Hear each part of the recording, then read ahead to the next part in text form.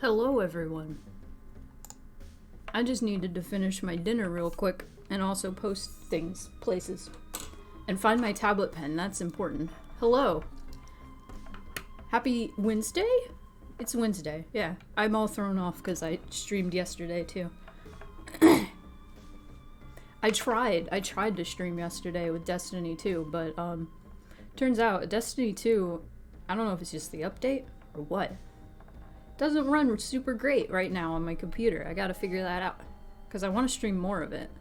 I want to make that a regular thing if I can. Because that's fun. Hump day! It's hump day! I gotta start saying that. Hello, cat. Welcome. It's been a while since I've seen you on a stream. Welcome. Cat's here. How's everybody doing? How's your week going? What a week. It's only Wednesday. I'm doing pretty good. Pretty good. New Destiny season just dropped yesterday. And that was super exciting. And I've been playing more Density. That's been very fun. Savathun. It's a thing. There's gonna be a new expansion. And I'm probably gonna turn my AC on. That is unrelated, but good lord, is it hot in here. Oh my god. It's been hot. It's been hot. It hasn't even been that hot, but I'm sweating. Sweating. But,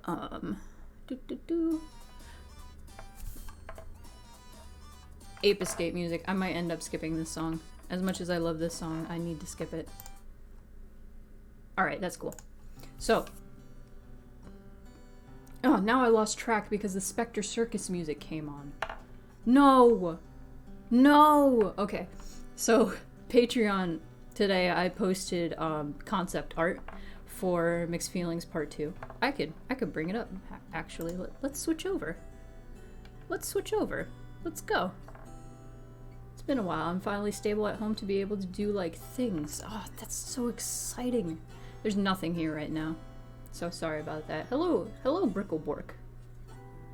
An interesting MMO was revealed today. Is it the Pokemon kind of one? The Pokemon kind of one?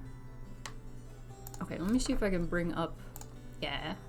So what I posted on Patreon, like full resolution and all that good stuff. Dokev? Is that... Okay, is that the one with like... poaching in it? Is that the same thing? Because there was like Pokemon but with a gun. One second, I need to cough. I want to turn my mic off so you don't hear how gross it is. Anyway. Hello Mars. Howdy. So this just went up on Patreon. You're probably like, hey, wait a minute. That was in the first game. Why is it in the second game? No, I edited it. The sky is different, the water is different, so it flows better with the next image. So that's the thing that's happening. So, in addition to that, you may notice printer fund for Parappa up there. So what that means is if we make it to $200 by the end of the month, at the end of the month, you know what? If I can't... If I'm probably not going to be able to fix my stream by Tuesday for Destiny, but if I get to $200 by the end of the month, I will play Parappa, an Off the Beat stream. I need to BRB just real quick so I can let Moonpie out because she's yelling. Also, I'm going to turn my AC on.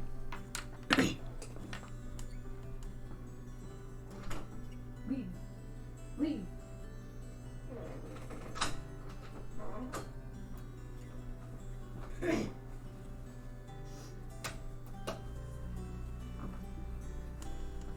Oh, Moonpie. She's yelling. I'm probably gonna turn my music up so it doesn't get drowned out. Let me know if it's too loud. Ugh. Or if you can even hear it. Sometimes people can't even hear it. I can hear it fine. Hello, Iontis. It's pretty late over there, as far as I know. I'm gonna switch back to art. Oh, update for anybody who hasn't who has not heard, now, in addition to being able to take the duck, let me switch to this, you can now return the duck. Now the duck has been taken, so the duck isn't here. The duck isn't here right now, but you can return the duck with a donation of $8.88.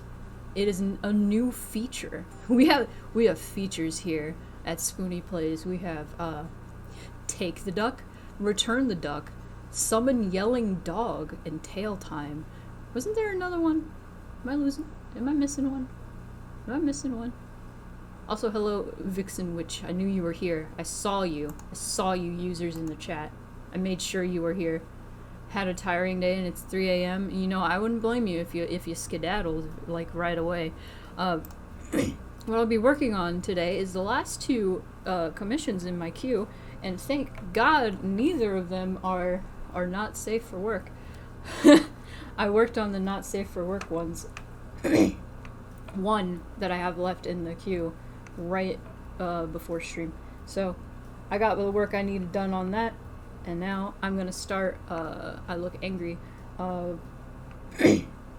Vixen Witch's commission, which is a ref sheet. It's gonna be a ref sheet. Hope you have a good stream. Yeah. Gosh, I'm so sorry. I'm so gross right now. Hang on.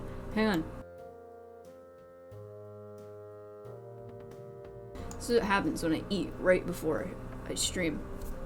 I'm starting my Pomodoro.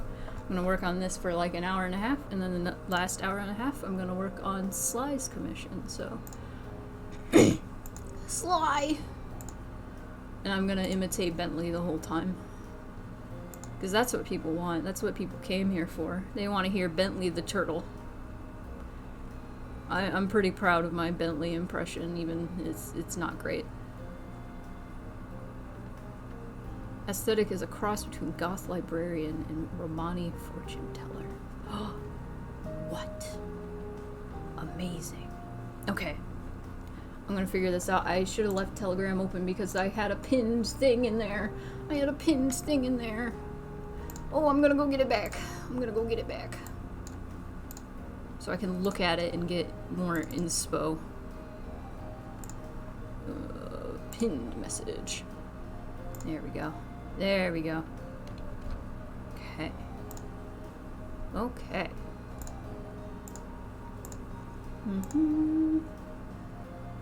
Is there more? Okay. And this. That is also good. I'm gathering my references.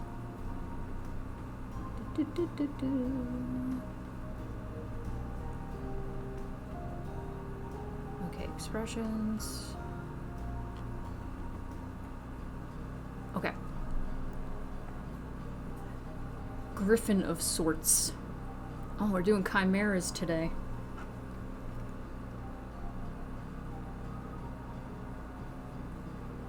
Okay.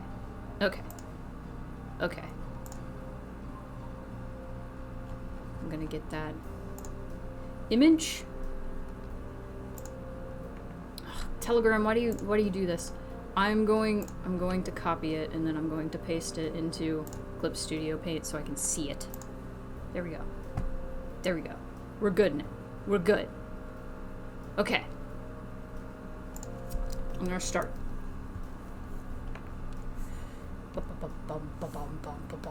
And I'm gonna move so I can see the chat.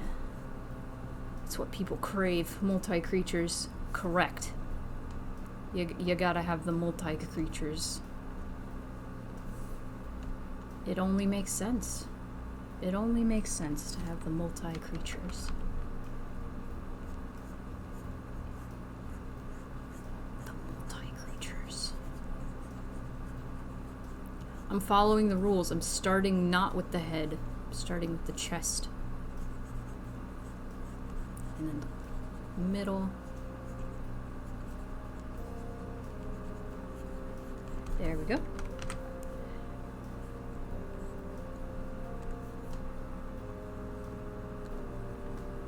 Small get. There we go. Hippo. That's an actual word. I don't know why I'm saying hippo. I was just trying to say like a cute way to say hips, and then I just add O at the end, like in Japanese, and then there you go. I said hippo. Words are good. It's from being indecisive on species. I feel that because my persona used to have like dragon/bird wings, so I understand. I understand. Okay, here's an icebreaker for tonight. Let's go. What is your favorite boss battle you've ever... what is not your favorite specifically? What is a boss battle in a game that sticks with you? Like, will just stick with you forever? There are a few I can think of.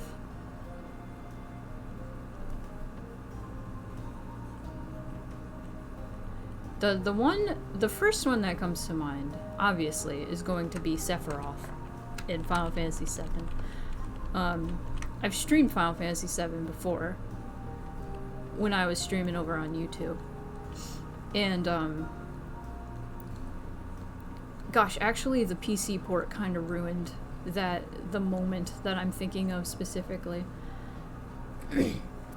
But, when I was a kid, I had seen Advent Children, so I knew the song One Winged Angel, because it comes on right as soon as like Sephiroth appears, right, and it's cool as heck. So I was familiar with that song. I had it downloaded and everything. I loved that song. So you know, Sephiroth has a few different forms. I was very stuck on his first form because I was 13 and I didn't know how to play games. And so Bizarro Sephiroth, I think, is the first form name. I was so stuck. And eventually I got him down, and when he goes down, he like starts falling. And I was yelling. I was like, I finally did it. I beat him. And my brother kept saying, that's not it. That can't be it. That's not it. And then the screen goes black and all you hear is wind.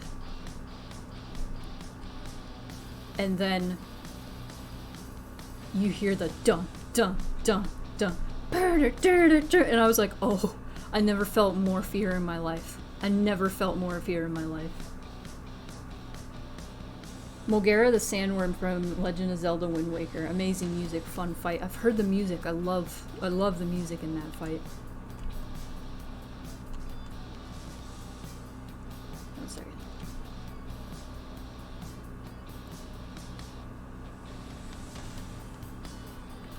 Oh! I'm back. Okay. You like the scene in Complete Edition when Zack gives Cloud encouragement? Yeah! Yeah, they didn't have that in the original. I watched the original so many times. Came out in 2005 and I just continuously watched that, even though it was a garbage movie, let's be real. Even the Complete Edition was like pretty garbage.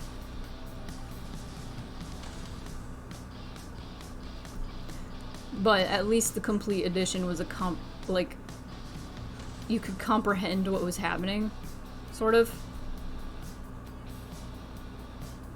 Oh yeah, it's gonna be part of the phone game. Oh yeah, he does blast you through Jupiter. That's one of the best parts. I was like, oh boy, how is this gonna pan out? Jupiter's made of gas. And then a hole just appears. And then Jupiter just explodes. I love how Disc 3 of Final Fantasy VII. I'm making her too skinny. I'll fix it.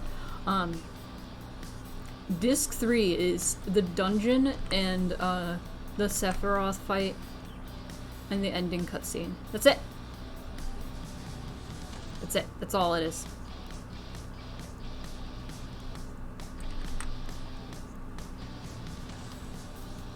That's all it is. That's all you get.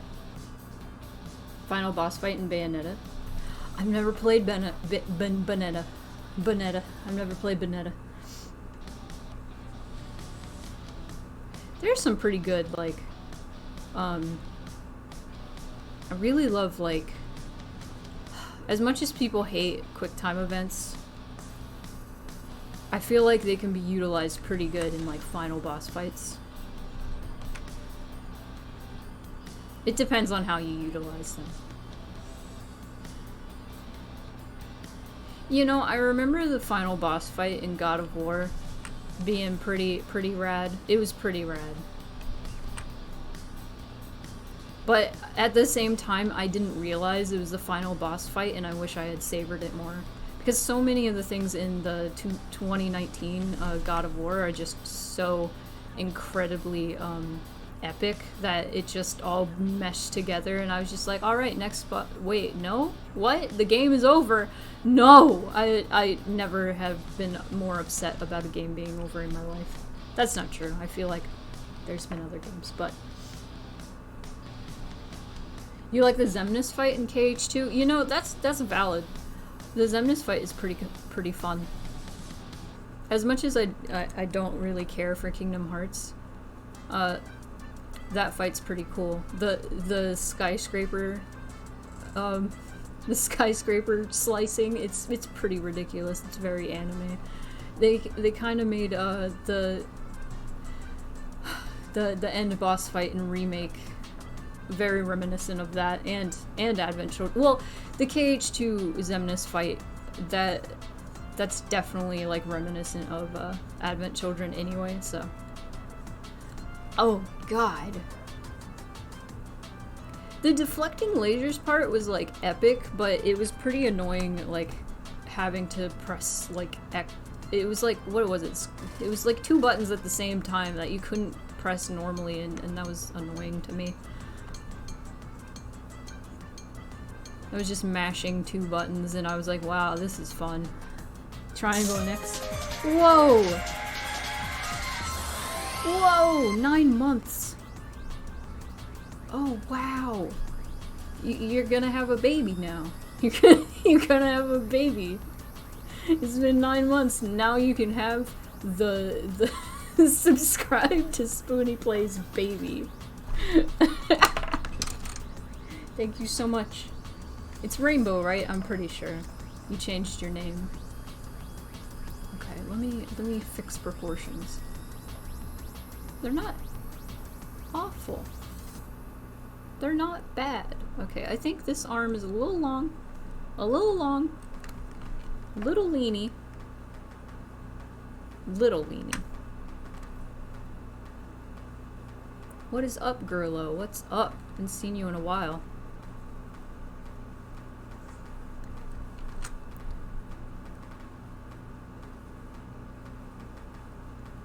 How's it over in Gatorland?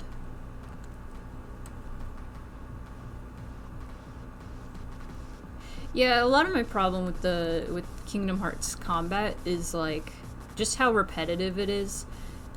Mostly because of all the repeating like voice lines and stuff.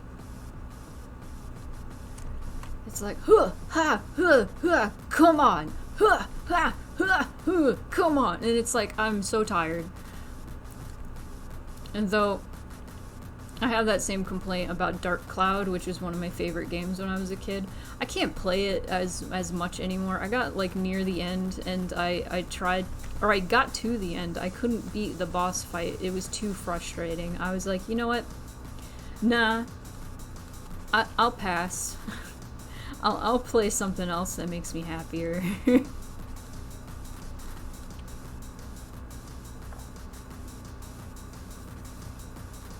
To be fair, they can't make Sora sound like he should, otherwise he'd be like, get effed, loser. It's not the voice lines specifically that's the problem, it's the repetition of them. I feel like they should have had a little more variation and shouldn't assigned one grunt to one, like, move. I feel like that was a bad move and makes things annoying real fast. Square Enix, come on. I even have that complaint about, like, Final Fantasy VII Remake. the little banter they have, it's fun, like, every so often. I feel like they have enough variation that it doesn't annoy me too much. But I heard Tifa say could really use a shower so many times, and then Barrett do the da da da da da da da da da a lot. It made me happy every time though, so that one was different. There were just a few lines that repeated themselves too much. That might be like just me being picky. But I don't know, I'm picky. Oh no, Kingdom Hearts 3 makes the repetitive voice lines 100 times worse. Wow.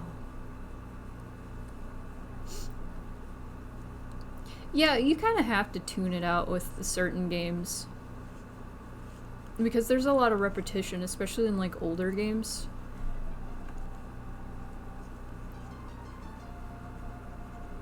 So sometimes you just have to deal with it, and I get that.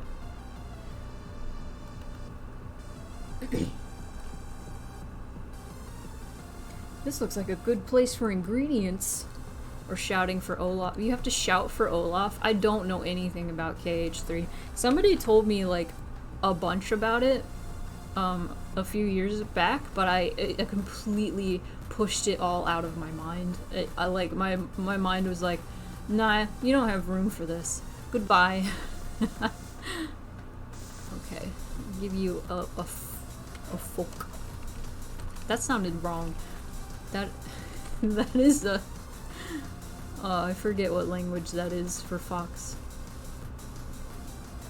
Fox nose? It's a big old nose. I want a tiny nose.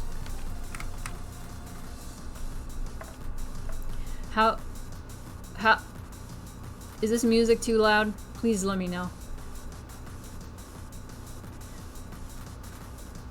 My VOD for my last stream I watched back and the frames were so bad. I was like, oh god. So if there's any technical difficulties at any point, you are not bothering me if you let me know.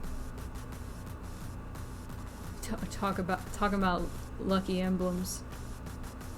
Okay, that's another good topic, is like, what is a cutscene? What is an unskippable cutscene that you have seen again and again and again? Because I know the answer. If you've played Kingdom Hearts, the first one, that had unskippable cutscenes.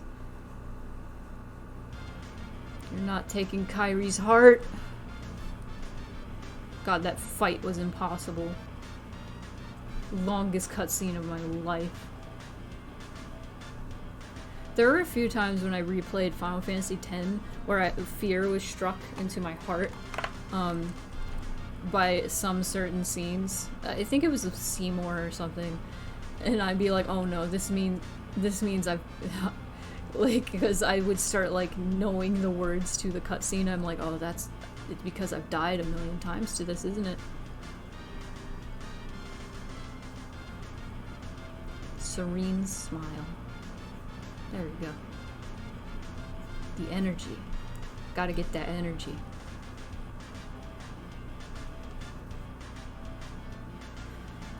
Oh man, what's another unskippable cutscene? Oh, going back on topic a little bit. So I told everybody I'm playing Infamous right now. I kind of fell out the past couple days just because I want to play Destiny. But one thing is there are these side missions, there are these side quests, where there are photographers that want to get photographs of your specific moves. And it's pretty fun. It'll just prompt you to do like specific moves, and then you do them, and then there's a little photo snap, and it's cute. But the photographer only has like 3 different lines that he says. It's real annoying.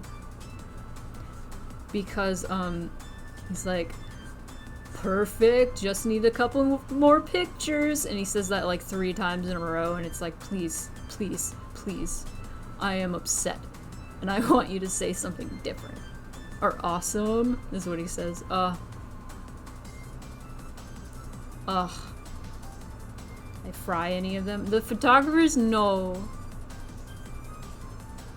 No. The funniest thing about Infamous to me is anytime I tell anybody about it, they're like, oh yeah, I know nothing of Infamous, and I'm just like, this series title is so... It's so ironic, because nobody actually knows about this game. There is a gnat that just landed on my screen. Oh, shoot. I'm gonna squish it. What is it? This is Ape Escape, I know that. Oh, this is Peak Point Matrix. Oh, this is the Space Monkey game. I played that so much, so I was like, why is this so familiar? Insanely familiar. Okay, I want... How are the eyes here? I want this kind of eye. My bank of eyes. See, most people I talk to don't even know about the hero and evil, or hero and villain karma mechanic. Like, most people just know it's a game. They don't know much else.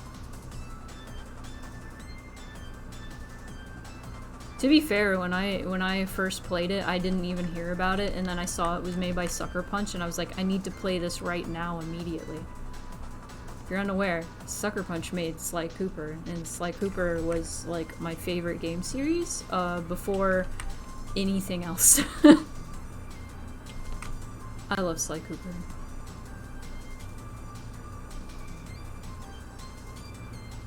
I love Sly Cooper so much. I gotta stream it someday. I still gotta set that up. Okay, I think I made these eyes a little too tilty. There we go. Mystical goth librarian.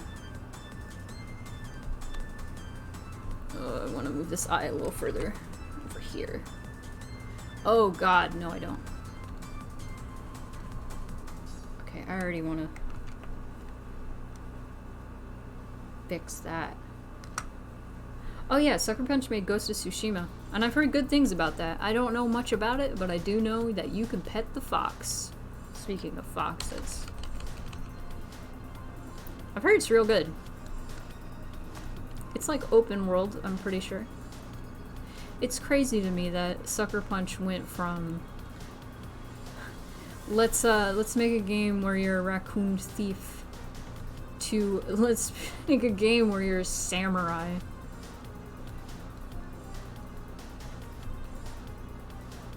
I love like looking at a game studio, seeing where they began in like 90s early 2000s mascot development. That's when everything was like a mascot game. Mascot platformer. You think about Naughty Dog. They started with Crash Bandicoot. How do I want to do this hair? I like this bang, but I'm doing it on the opposite side. I feel like that's fitting. There we go.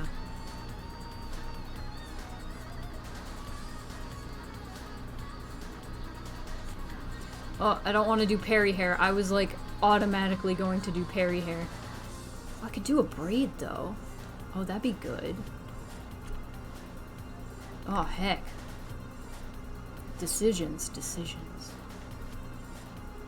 I would love to do a braid. You know what? Let's do a braid.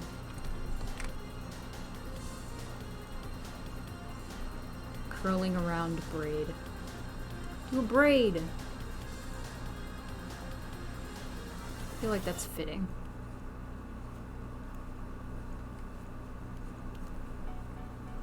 There we go.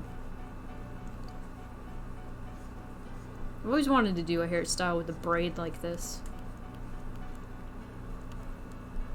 If it doesn't work out, well, that's fine.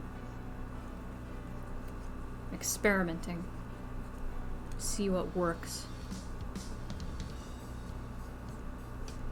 Kind of want to do, okay, do I want to do short hair? Do I want to do short hair, or do I want to put like, kind of want like a messy bun. I'm feeling it. That's a librarian look. You can stop me at any point. You can micromanage me if you want. I'm just gonna go with my heart, and if you're like, no, I can modify.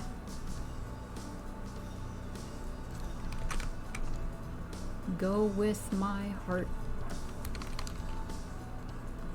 Kind of like that messy bun.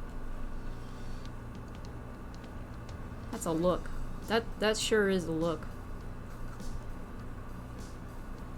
Okay, I don't like the little hairs right there. Nah, let's get rid of that. Okay, I'll get rid of that face. Piece. I'm going with my heart. If at any point you're like, I don't feel it, let me know. And I will pedal back.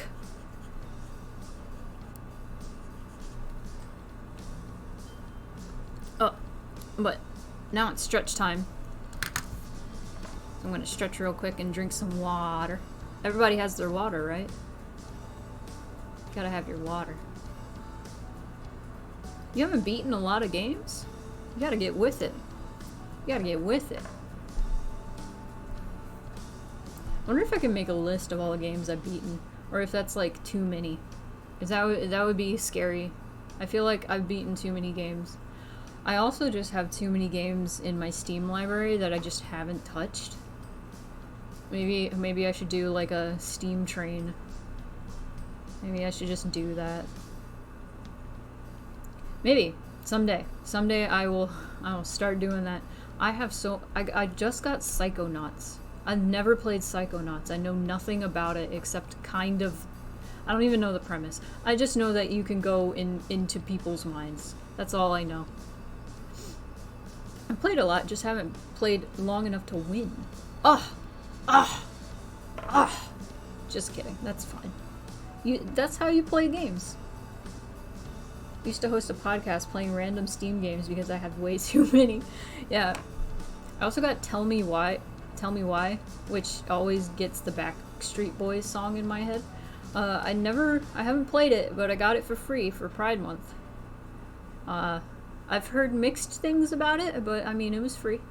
And I like Don't Nod, so I'm gonna skip this. This clown music. Oh wait, never mind, it's 8 seconds. That's what I gotta start playing when I tell bad jokes. Mixed is right? Alright, well, maybe I'll stream it, maybe I'll just play it on my own. I kinda like playing, Life is Strange / Don't Nod games on my own time because, they make me a wreck.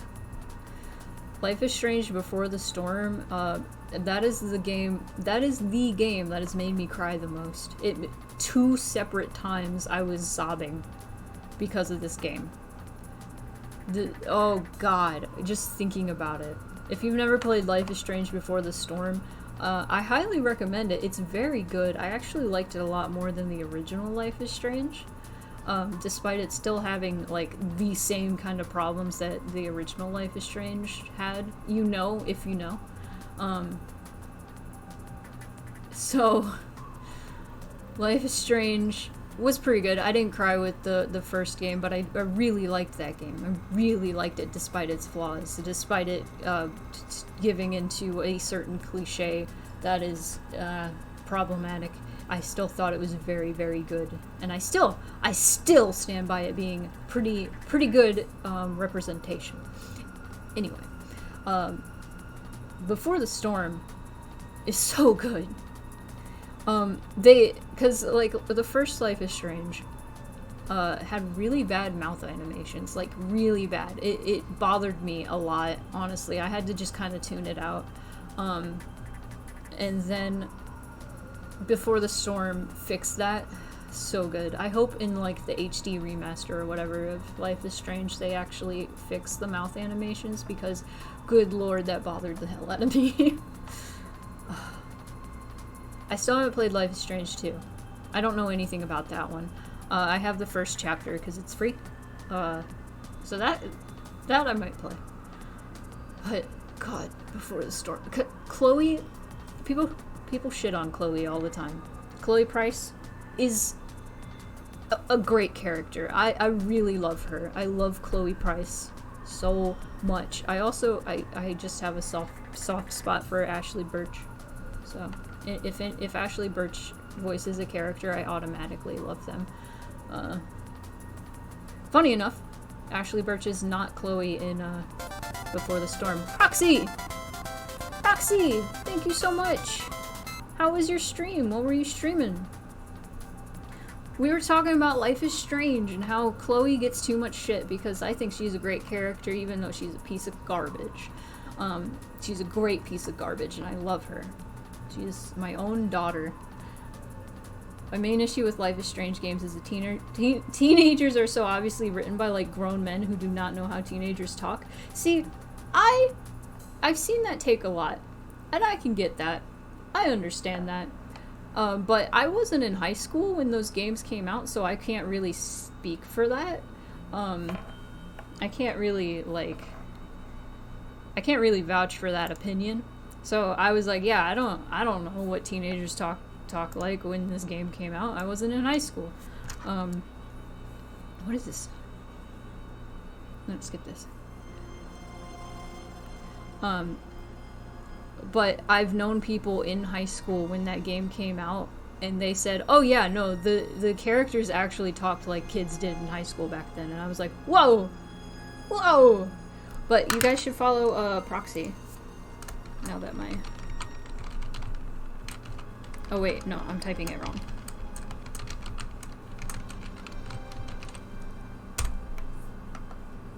There we go! Yes, raid.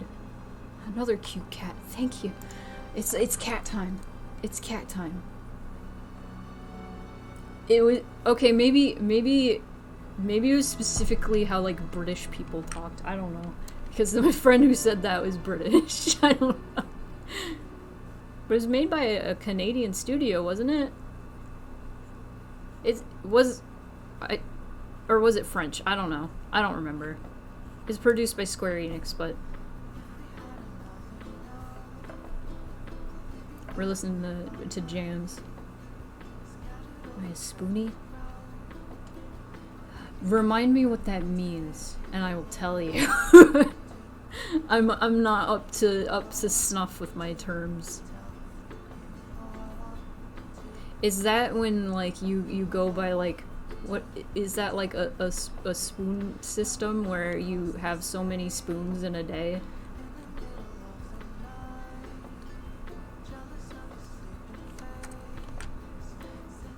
Is that what that means? That's what I've heard anyway. That's not where I got the name. If that's also what you're wondering. Maybe it's a spoon fanatic. Nah. I mean like spoons, like you can, like you only have a set amount of like spell slots in like D&D, and you can only do so many things in a day. I like that explanation, and like I've always liked the explanation of like spoons and stuff. I thought that was an interesting way to like explain how like your brain works and how you can only take on so many tasks in one day before you get exhausted. And I think that's like how most people work, honestly. So I think we're all spoonies. Oh, it's a disability metaphor. Okay, but I got it right. I feel like everybody, to a degree, is a spoonie. We are all spoonie. I feel like that's just a good like basis to do your life by. Nobody has unlimited spoons. It's not real. Sounds fake to me. We all have our limits, y'all. But welcome, I should say welcome to the Raiders. Fluff Kit. I thought I saw Theo in there. Wasn't Theo in there? Yeah, Theo's in there. Welcome, Theo, and welcome, Fluff Kit. I'm glad you guys are here. I do mini and art stream where I just draw furries and talk about life and talk about games, talk about Destiny sometimes. That's a game. That's a game. I'm gonna turn the music down just slightly. Wait, nah. Most people don't have to worry whether they have the physical energy to shower and make food or such. Yeah, that's fair. I wouldn't say, like, by that definition, I wouldn't say that I am a spoonie. I think mentally I'm doing pretty okay as of late.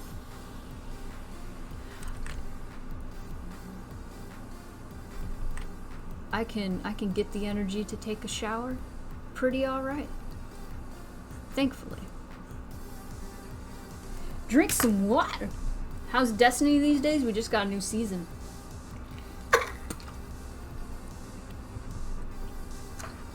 I'm sorry about my dolphin bottle. This is what happens when you take the straw out of it. It just sounds weird. But Destiny's great. A new season just started. I got the season pass and I've been playing.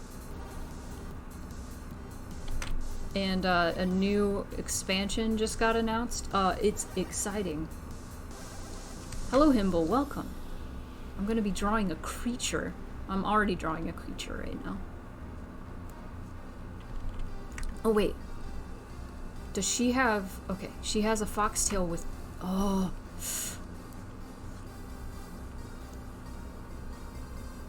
But I mean, I'm gonna be drawing a creature that is your...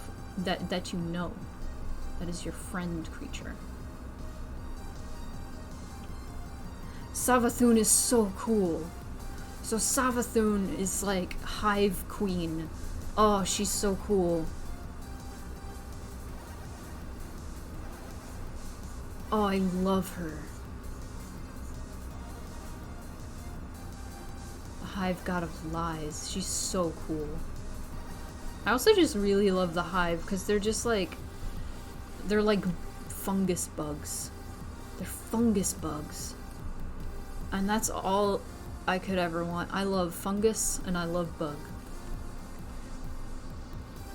Okay, so not actual wings, but like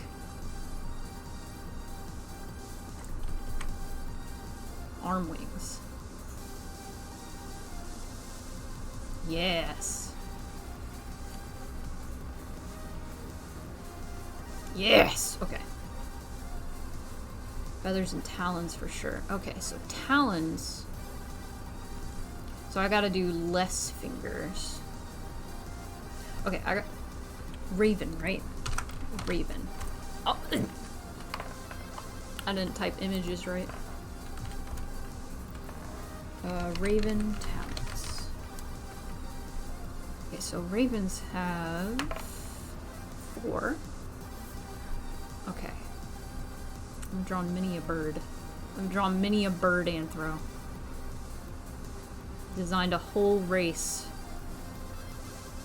of bird aliens for the Etc.verse. Which there's been an update today. There's been a lot. I can talk about that. I can talk about that. And I can put it in here. Ho ho! Yeah, Case can tell you all about it. I could bring you into a Discord chat if you want, Case. Cause you talk about your stuff. Your stuff better than me. That. I typed it right? Alright. So basically, if you want to jump into a Discord chat, I could just jump into the only. So let me turn the music down so you'll be heard properly.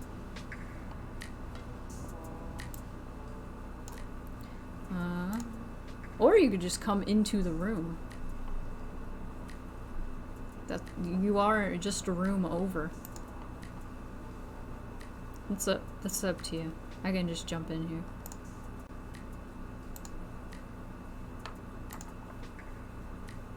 Oh, I'm muted. Unmute. There we go. Cool. That is an option. Nah.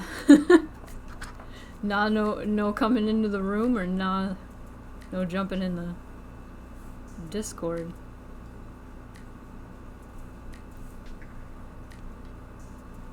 Cause I could just, okay.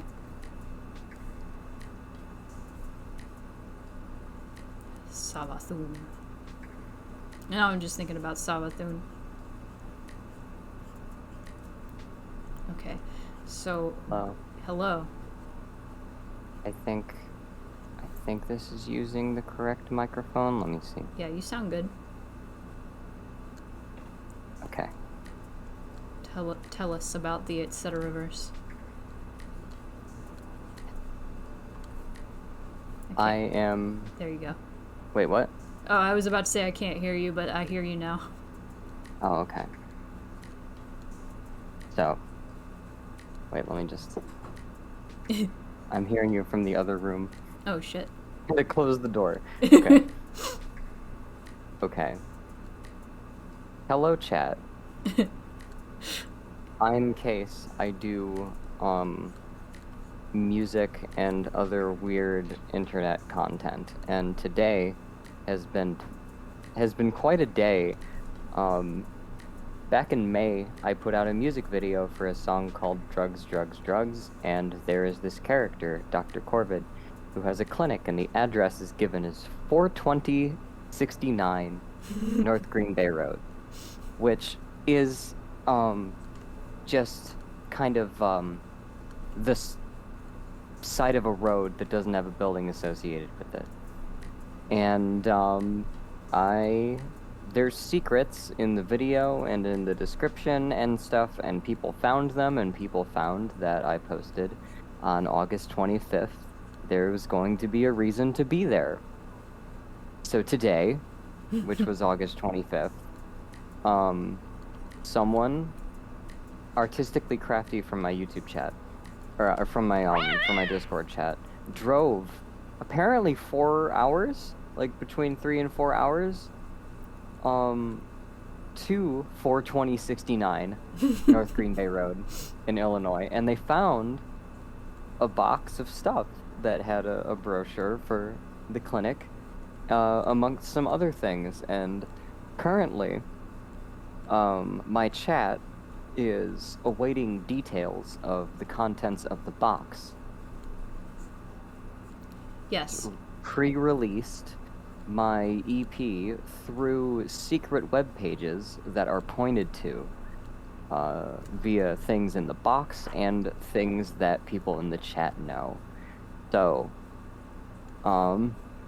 this has been quite a day.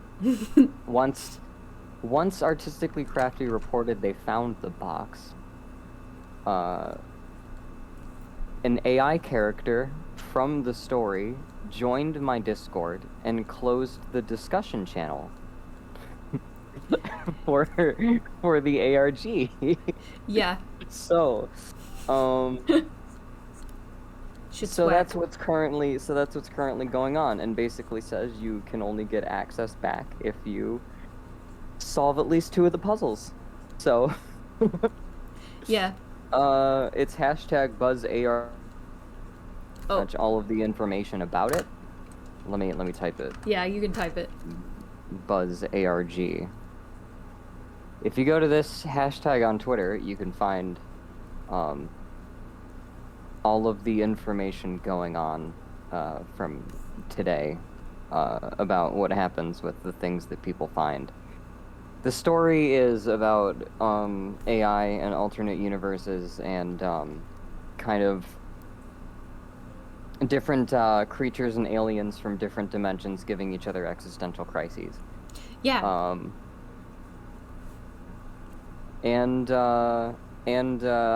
make a lot of music, and there's an 8-track EP that is hidden in the files for this one. Yeah. So if you're interested in puzzle hunting, or at least want to see how that plays out, or at least want to like read the story after other people solve shit, go to case.dog/ and check that out, or go to Twitter and just search for the tag BuzzARG, and pretty much all the details that are relevanter in that tag. Can you say the link again because it cut out? Oh, case.dog/chat. I could also just type that. I typed it. I got it. Nice. But that's mostly what both of us have been paying attention to most of the day. Yeah, that's been the day. Yeah. It's been pretty fun. I also made a thread, like, going over, like, kind of, like, summing up, like, alright, what's been going on? Let me tell you. And then kind of just very in layman's terms, like, alright, this is what's happening. Join the Discord. Yeah. It's fun. this is definitely the most involved thing I've ever done, and the contents of the box also contain something that I'm going to be making another video about soon, and so it's gonna be. Oh wait, that goes to 404. Let me see. Oh no! Well, thanks for pointing that out, Fluff Kit. I would have never. Hang on, in case that's Did I type it wrong? No. Oh no, I guess that doesn't exist. That's weird. That used to work. Okay, then it's case.dog/discord. Let me just. Yeah. Yeah. Hell yeah. I don't know why I can't anatomy today. Woohoo! Woohoo! Yeah, so that's been real fun. Yeah. I can't wait until people get in. The story for this one is it actually gets to the fucking point, which is something that I have not been doing with the puzzles for a while. Oh yeah. Has Artistically Crafty, like, posted the contents yet? They have not posted anything about the box yet. Oh no. I messaged them. They are online. They said they were gonna take pictures and make like a video and stuff talking about. Oh, cool. What they found. So, I'm expecting like a Twitter thread or some shit, like either tonight or tomorrow, maybe. Yeah, or like a little vlog thing. That'll be really cool. Yeah. It feels really crazy to be a puzzle master, to be like a DM of like a real life interaction. It's fucking nuts. You are a DM of real life, in other words. God. I am Pan. You are God. Locked out of your Discord account. What happened? Oh no! Did you do evil? Fluff Kit did evil. Are you an evil doer? Evil doer. I didn't know that could happen. Well, I guess it makes sense that it could happen. I guess if you get hacked or something. That sucks. I hope you get your Discord back.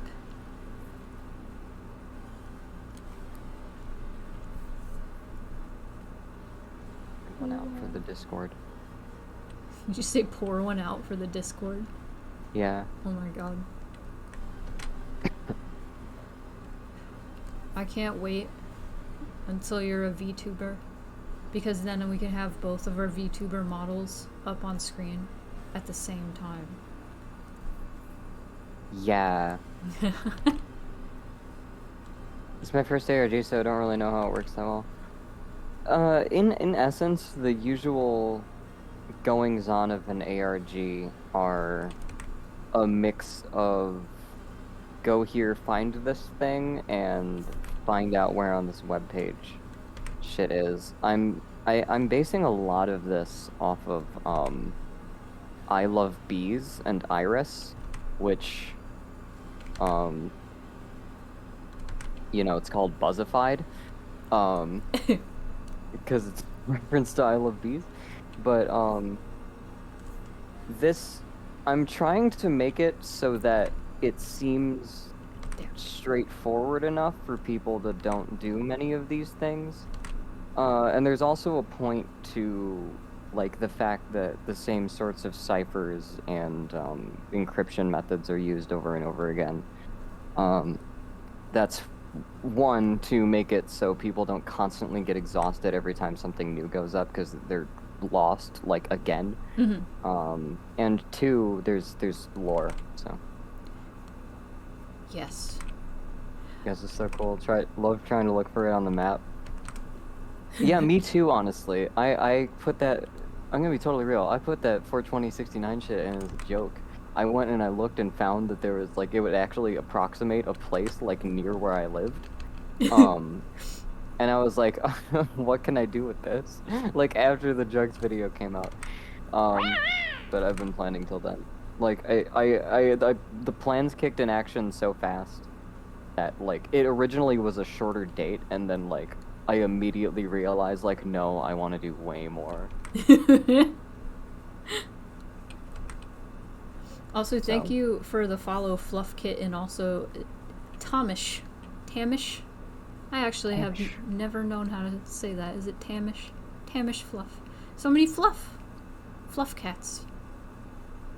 Many fluff. Hell yeah. Had 2FA enabled and phone died, so apparently... Oh, like bricked? Oh no. That sucks. Oh my god, the other day I was having an issue, like, where I needed to get... Oh, it was on Streamlabs. It needed my fucking 2FA for Twitch, and I look at my phone, and it immediately dies. And I had to, like...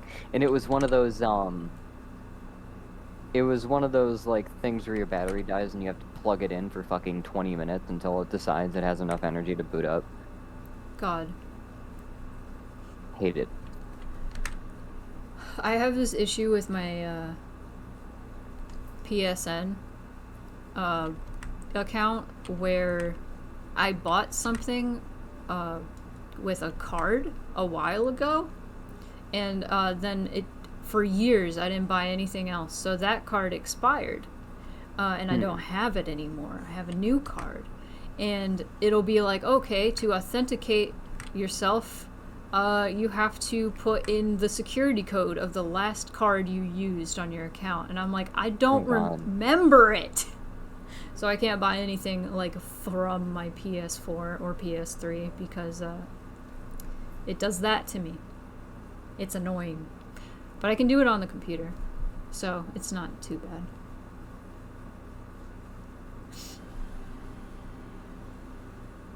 Technology. Tamish. So many new folks today. I'm so excited. So many new folks came in while I was talking about Life is Strange. It was great. Now I'm thinking of the screenshot of Max looking at the TV and going, "That's a tasty plasma." I wonder. Oh my god. I wonder what. I should sneak in here and place Final Fantasy Spirits Within. That's so...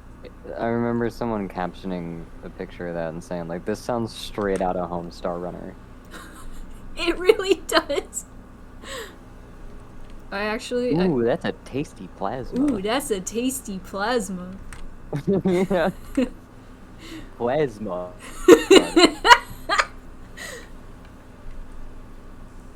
My favorite ongoing joke in that game is, it's a Square Enix game, so is how Max is a stan for Final Fantasy Spirits Within, and she's just constantly like, people give that movie so much crap, but I thought it was really good science fantasy, and I'm like, okay, Max.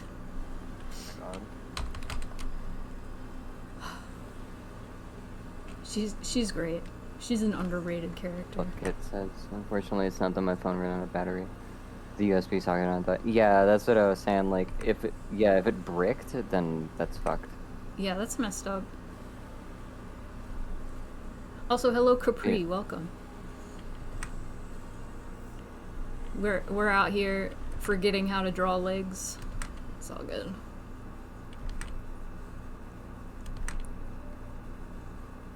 Out here talk about ARGs.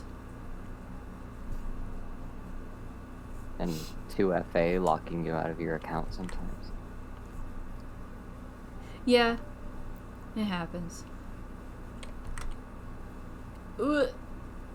Opened it all up and can feed the power strip where the battery is wired up inside. See, like, God. that's such like that's such a solution. That the just like, well, I'm just gonna like open my phone and just like wire the power straight to it. Since I don't want to get my phone repaired, just so I can get into Discord. I know how that feels. I ran out of printer ink when I was printing stuff for that box, and my solution was to take some other cartridges we had that wouldn't fit, that were for a different kind of printer that we no longer had, and take a syringe and move ink from one set of cartridges into another set of cartridges so that I could keep printing. It worked eventually. It did work eventually, yeah. Things in that box were printed with my Franken ink cartridges. It's amazing. Resourceful. Yeah, I am amazed. It's like one of those things where we found that one bag full of syringes when we were cleaning out that one apartment. Yeah. Like animal syringes for like dog medication or whatever the fuck. Yeah. Big ass needles. And like I just remember like seeing these and thinking like these will be useful eventually. And they were. And they were. For ink. Removing ink, yeah. In a printer. Okay, I'm saving that and I'm stretching and drinking water. Everybody, have your water, drink it. Drink your stretch. Drink your stretch your drink. Yeah. Remember to stretch your water. You are made of water, so. I gotta get my silicone water bottle, the one that like collapses. Yeah, you gotta. I just stretch it. I forgot we had that.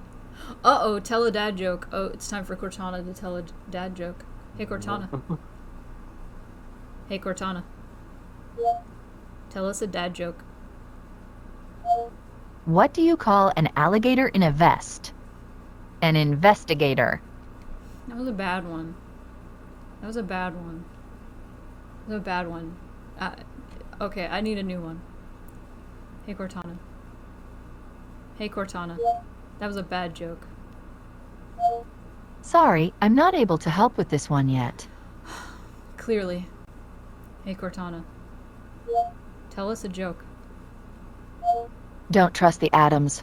They make up everything. Ha! Okay, that... I can't hear Cortana, so She said, don't trust the atoms, they make up everything. Oh my god. That's a very Cortana... I feel like she would tell that joke, actually. The last one was the investigator joke that has been told a million times. What do you call an alligator in a vest? An investigator. Everybody's heard that. Everybody's told that. Sorry. That was my favorite one was still like, what did the pirate say when he turned 80? And then she did a pirate voice and went, "Aye, matey." Oh, it's Moopai check. Moopai. She's on the moon. She's on the moon. Her moon rug. Moopai, come here. You want a treat? I don't have any. Right here. She's just looking at me. I'm going in default mode because I'm looking too far off screen. Moopai, come here. Come here. Okay, I need to turn this off and bring her over.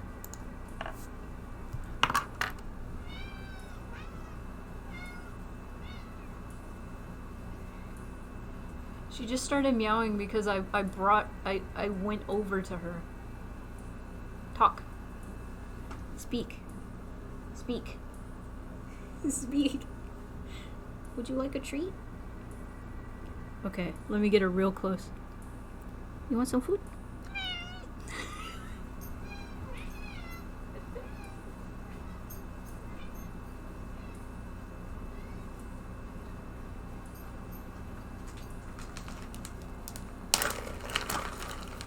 Treat for me, pie. The phantom is feeding the cat. Oh.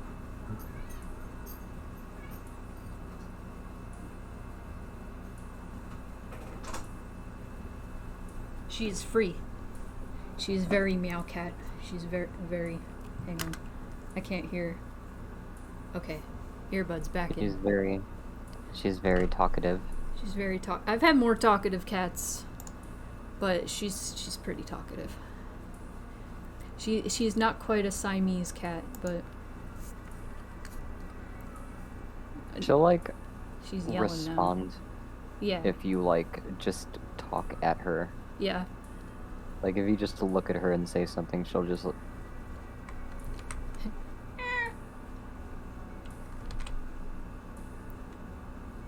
Today I was holding her like a baby while I was on the computer for like 10 minutes.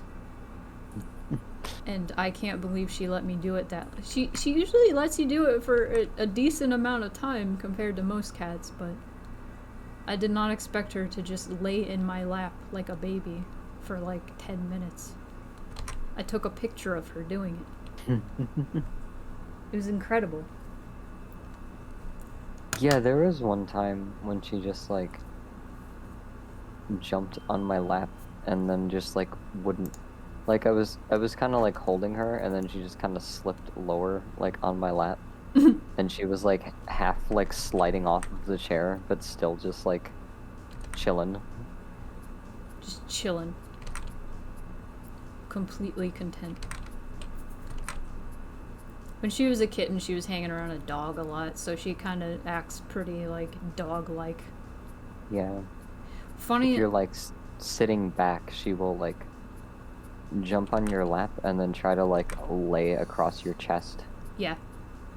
And just like look at you. Moonpie's very good. She knows how to fetch. She just taught herself that. She didn't learn that from the dog. The dog didn't even know how to fetch.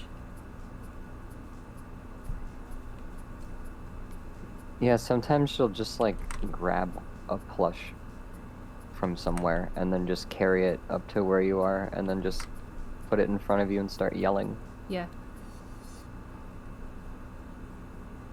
Yeah, like, I didn't teach her at all. She just, one day, it was actually, she, like, took somebody else's, like, raccoon plushie off of, like, the shelf and just brought it to me. And I was like, you gotta stop doing that. That's not yours.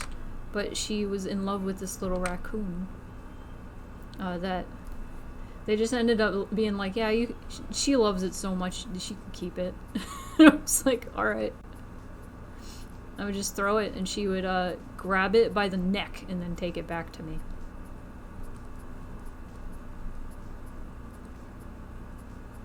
She only likes things that are like vaguely animal shaped because she will grab them by the scruff.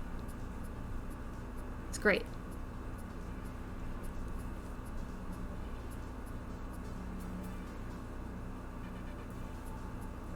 It's a little striped cat. Yeah. Moonpie's Route 1 Pokemon colored. She's just earth colored. Yeah, she's just a very, like, average cat.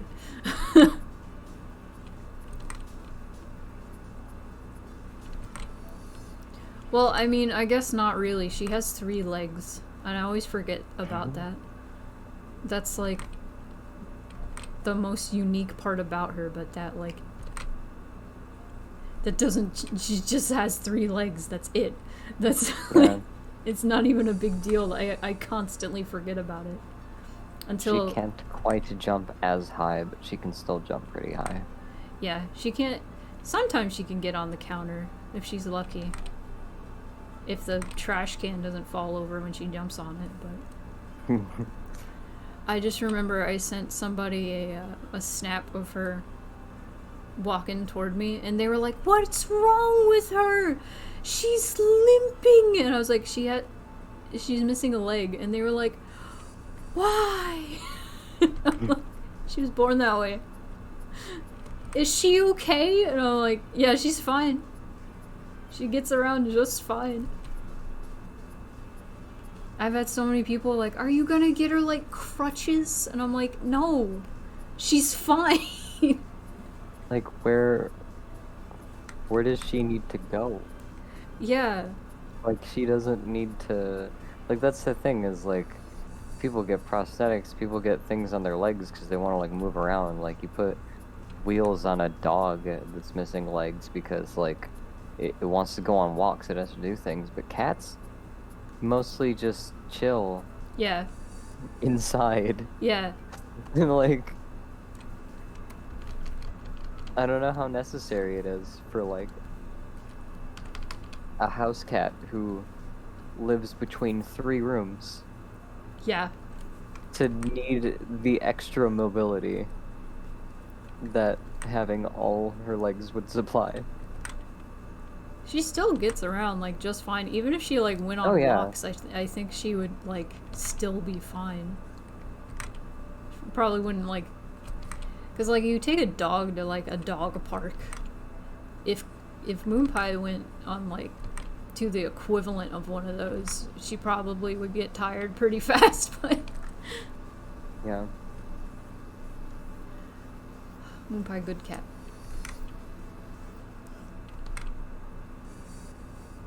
My mom has a Persian cat and I'm obsessed with it because it just looks so angry and happy at the same time all the time, and I'm just like, this creature is incredible. Persians are so strange looking. I don't know how to draw arms now. I can't draw legs, can't draw arms. What's wrong with me?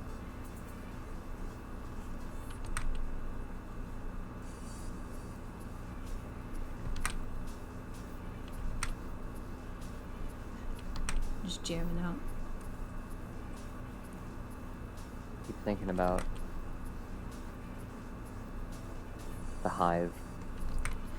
Oh, that was another. I forgot to talk about the Hive Guardians. Yeah. I'm so excited. There are Hive Guardians, you guys. They have Yeah. Hive Ghosts.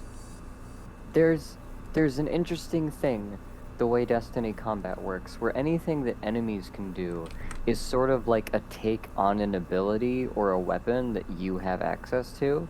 So like you'll see enemies throwing like burning fire grenades and shit at you, or like exploding like stuff like that. Yeah. You'll see like those kinds of things. But there's not like they don't use supers and class abilities and stuff. They can dodge and they can move around. They can jump really high usually, but they don't have like class abilities. They don't have the same. They don't operate like your character does. Mhm. Now they're just taking fucking hive like enemies and then like you can do super attacks. You have a super meter and you have like charged grenades and charged melee abilities and stuff. And now so do the enemies, and I guess they also respawn if you don't kill their ghosts, which is horrifying. Honestly, yeah. I'm very excited. Do I know of the game Genshin Impact? No. What is that? Just kidding. I know about Genshin Impact. But I don't play it because I am not a fan of like gacha game. Gacha? Is that what it's called? Yeah. Yeah. Yeah. Gachapon. Gachapon. I'm not a. It's too anime for me, as well. So I'm just kind of like, eh. It's pretty. It looks like what's it called? What's that Zelda game called? Oh God, why have I forgotten it? The newer one. Breath of the Wild. That's it. I have played Horizon Zero Dawn though, and I love that game. It's one of my favorites. I'm excited for the new one, Forbidden West. I don't have a PS5 though, so that kind of sucks. One of your old students works on Genshin Impact. That's so cool. What? I hope the environment's good. What? Genshin Impact is huge. It's like it's a company developed by a like gotcha corporation. So I'm just saying, like, I hope working on Genshin Impact isn't a nightmare. Yeah, that's... Yeah, I'd imagine it might be, like, stressful, but... You teach game design? I didn't know that.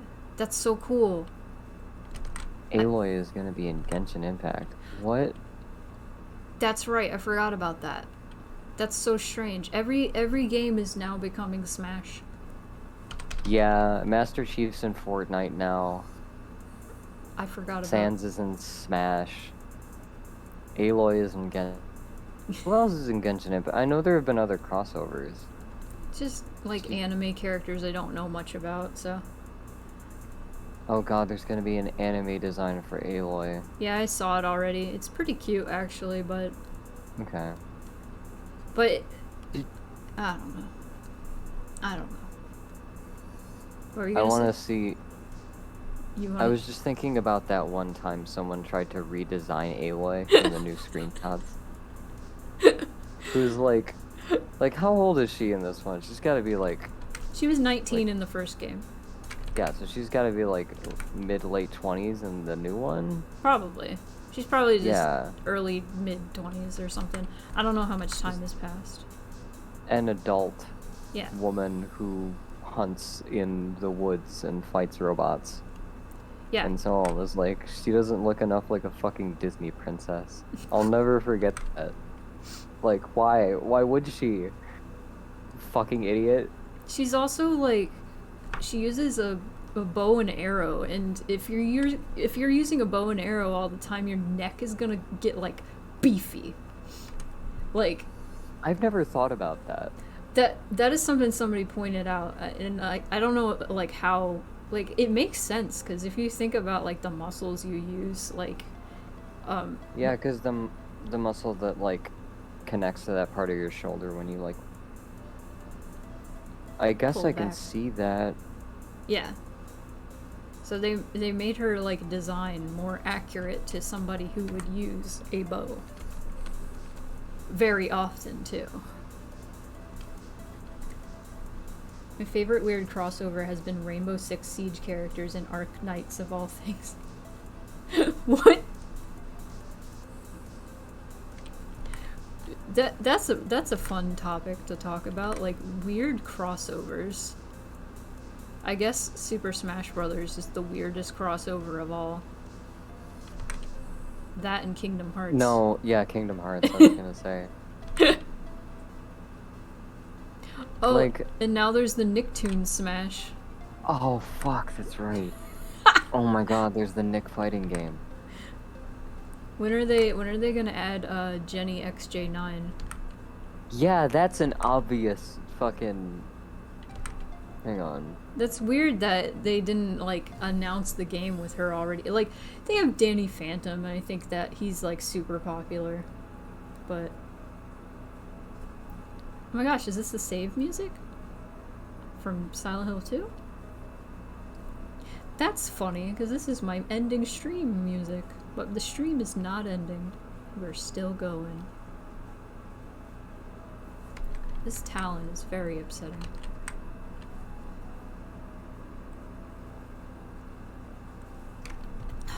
I forgot about the Nicktoons Smash until just now. Yeah, how did they not include XJ9? That seems so obvious. They have Nigel Thornberry, for Christ's They sake. fucking... Why would they have Nigel Thornberry? Why couldn't they have, like, fuck,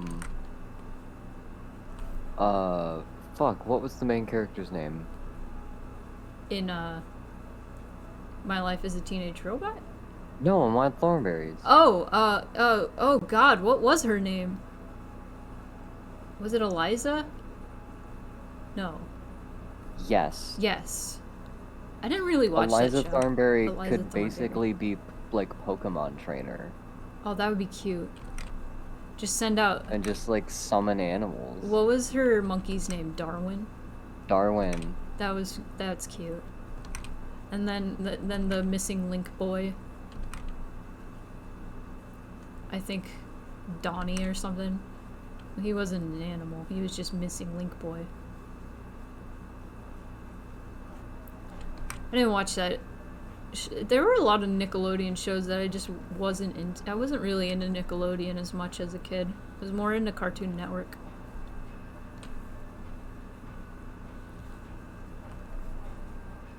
I want a Cartoon Network smash. I'd get hyped for that. Would be in it. Finn and Jake. Yeah. Johnny Bravo.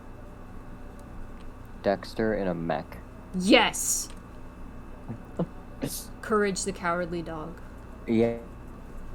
Ed, and Eddie would Yeah, they would three of them. all tag team. No, you could be Rolf. Oh my god. And No, you Rob could have, would be the best because he could just pull out like weird farming implements. you could have the Hat of Just Discipline. Yeah. I don't know why that scene sticks with me so much. Rolf, what is that? The Hat of Discipline. Do you live in a cave? You just like shove it on somebody's head and they just like get stuck in it. Just like on the map. All is forgiven. Ed and Yeah. Why is it Aang in the Nick game? What the fuck? You're right. Where the hell is Aang? He's not cartoony enough.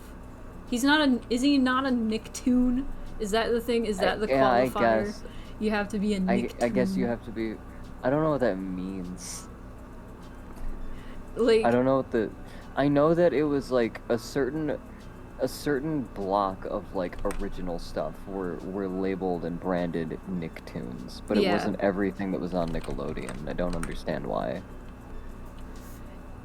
yeah, it was like the toonier fellas, I guess. Because also, like, Cartoon Network had that same sort of thing, but it was cartoons. Yeah. Powerpuff Girls would be in Cartoon Network Smash. Powerpuff What Girls. is Smite? Smite. Wait, what? Hang on. I'm not looking at the chat. Oh, it's a MOBA? Oh, hello, Sly. Welcome. Wait, Aang is in this game? Wait, what? It's busy in Smite. Ninja Turtles are in Smite too, actually. Oh, well, I don't know what Smite is. Oh, Sly is here, so I have to do the Bentley voice. Aang is totally in this game. Sly. I don't know why I was British. I don't know what Smite is.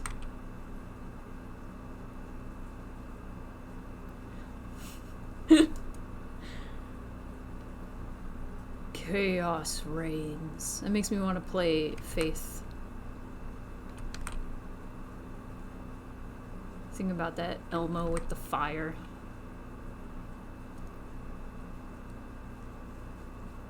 I don't know how to draw bird talons today. It's bad.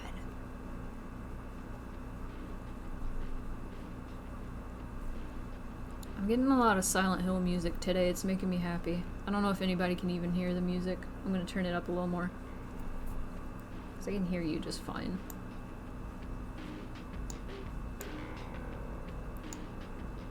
If I need to, I will turn it down. Smite is a MOBA where the characters are gods and they keep having Nickelodeon crossovers for some reason. There are a lot of gods in Nickelodeon, I guess. Are the Fairly Odd Parents in it? Are Cosmo and Wanda in it?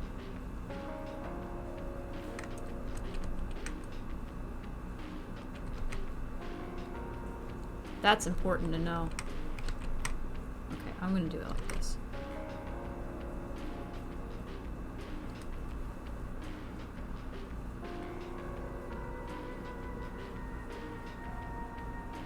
Got so many game devs in the chat. You guys should come to my game dev stream that's like 6 in the morning.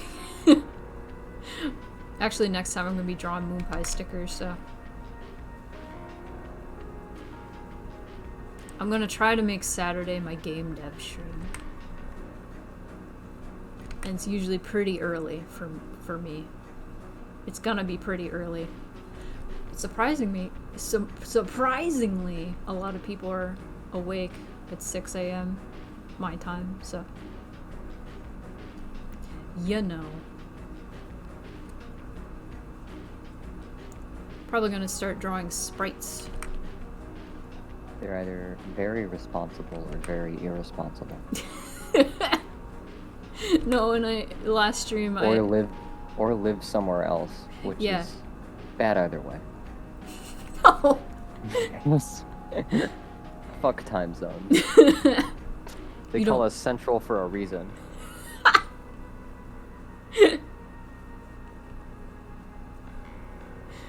No, like,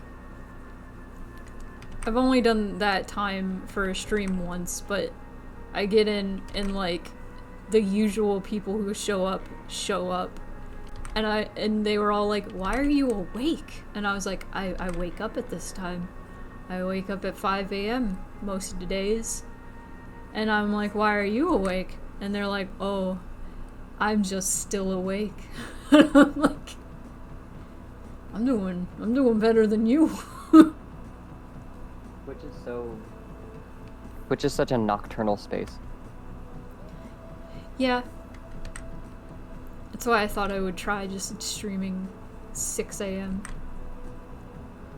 I could try and wake up at like 4 a.m. and then stream at 5 a.m. See how that works, but I'm gonna work my way toward there maybe. See how 6 a.m. works for me for a bit. Yeah. I may be Sundays in the afternoon, not by myself, but with my band. As we do rehearsals, we're gonna try to I'm gonna have a 360 video feed so you can see our punk trio as we rehearse stuff. Hell yeah. That'll be fun. That'll be fun to get back to that. We're trying to get a little bit more done before we start doing that, so we can have like a plan. But that'll be fun. We already got 2 songs written. We've been practicing for 2 weeks. And we got like 4 or 5 songs learned. Great. That's awesome. I'm so glad. I'm super fucking excited.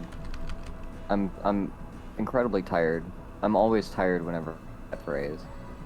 But I'm really excited to have like Jared and I have been like guitarist and bassist in various like band configurations that have lasted like a month or 2 at most. God. And this dude sounds like and usually that's because we don't vibe with the person that we're practicing with, and like they don't know much.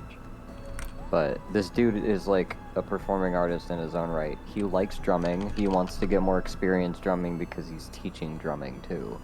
So it's like, well, nice, this works out. And he needs people to play out with and also wants to record. And we want people to play out with and also want a session drummer to record for us. So it's like, well, damn. There you go. I love when things work out like that. Yeah. If I actually think last year it would have been harder to make. We probably could have gotten in touch with them last year. I don't know. But there was this whole thing where, like, early last year, when Jared and I were finishing the Green Blues, like, our whole mantra with it is, like, let's get an EP done, and you and me, we're gonna figure out, we're just gonna start playing out again, and we're gonna start making connections and start talking to people, and just be out among the living again. Like, hitting up bars, doing open mic nights, and then, you know, booking better gigs because we're fucking better than most people that show up to open mic nights, honestly. We're not, it's not part of, that was totally part of our conversation. So, so then we had all these fucking conversations in December 2019 and January 2020, and then we just ended up fucking locked in the studio and going fucking stir crazy, so we just made a bunch of music videos instead. So now we get to be like, hey, we have this EP of all original shit, so when we start, like, you know, streaming stuff and doing rehearsals and stuff, we already have material, so we don't have to do covers and get demonetized. So it's gonna work out. Yeah.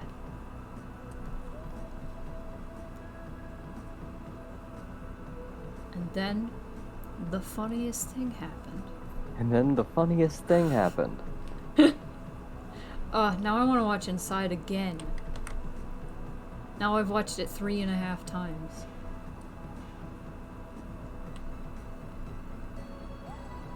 The most bonding experience of a piece of media. Every person I know who, like, makes shit, I've had extensive, like, conversations about, like, symbol, even, like, people who don't, but, like, especially a lot of, like, creator friends of mine that I've talked to, like, people who do various kinds of art, people who've posted various kinds of art, make YouTube videos, make music, whatever. It's all very, stab and twist. Yeah. Just right in your gut.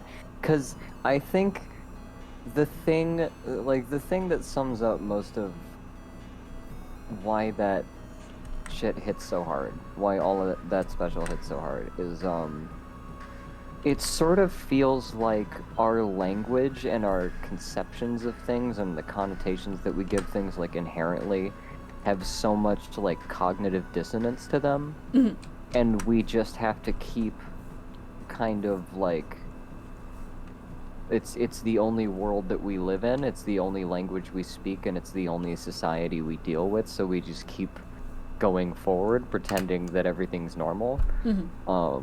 And this was like,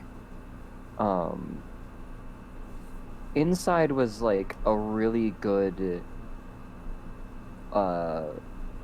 reminder of like how much of this is not normal, in a way that, like, everybody, it's just like everybody had all these, like, you know, Shakespeare has the line, like, if I were to write it in a play, like, it would be dismissed as improbable fiction. The art imitates life and life imitates art. Like, everybody has had like comments over history about these kinds of things happening and these kind of events, but, like, none of them are as just poignant or simple as, oh, there it is again. That funny feeling. Like, There it is again. it's just sort of like the else who is so thoroughly aware of how much of this is bullshit and is not concerned about keeping up any social face at all, like, while he does it, and I love it. And I think more people need to. I think that tone needs to spread to more things. I think people need to be more earnest. Yeah. And absurdist. Yeah. Also, have a good night, Fluff Kit. Thank you for stopping by and the follow. Inside good. Have a good Yes. night, Have a good night. Fluff Kit. Yes. Freaking, I'm just so excited for, like, the future of media in general since Inside, because, like, I feel like more people are gonna make stuff like that. Not I feel like, I know more people are gonna try and make stuff like that, and some things aren't gonna be great, but I think people are going to make more great things like that, and I'm excited for that. It definitely opens up a format. But, like, it's one of those things where you don't know how well people can use that format. Yeah. And how well that format will spread. Yeah. Because, like, a lot of people really liked Homestuck's presentation. But, like, that only is really preserved in fan comics. Or, like, for Homestuck. It hasn't really gone anywhere. Oh my god. I have to bring it. I have to bring it up every time somebody says the word.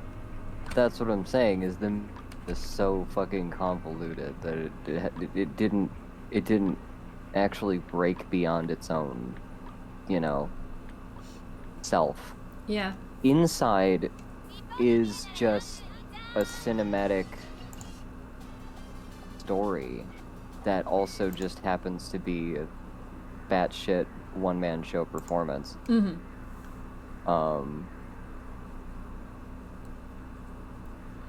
So like, you can do that. You can definitely do that. Like just that again, if you so chose. But I don't know. You would have to be a really good performer. Absolutely. Yeah. And you can't really, that's the thing, is like the factor of like, this is over the course of 2020. This is being locked inside a small room. This is, you know, person doing all of the writing, directing, producing, editing, etc., etc., etc. Even setting up lights and shit.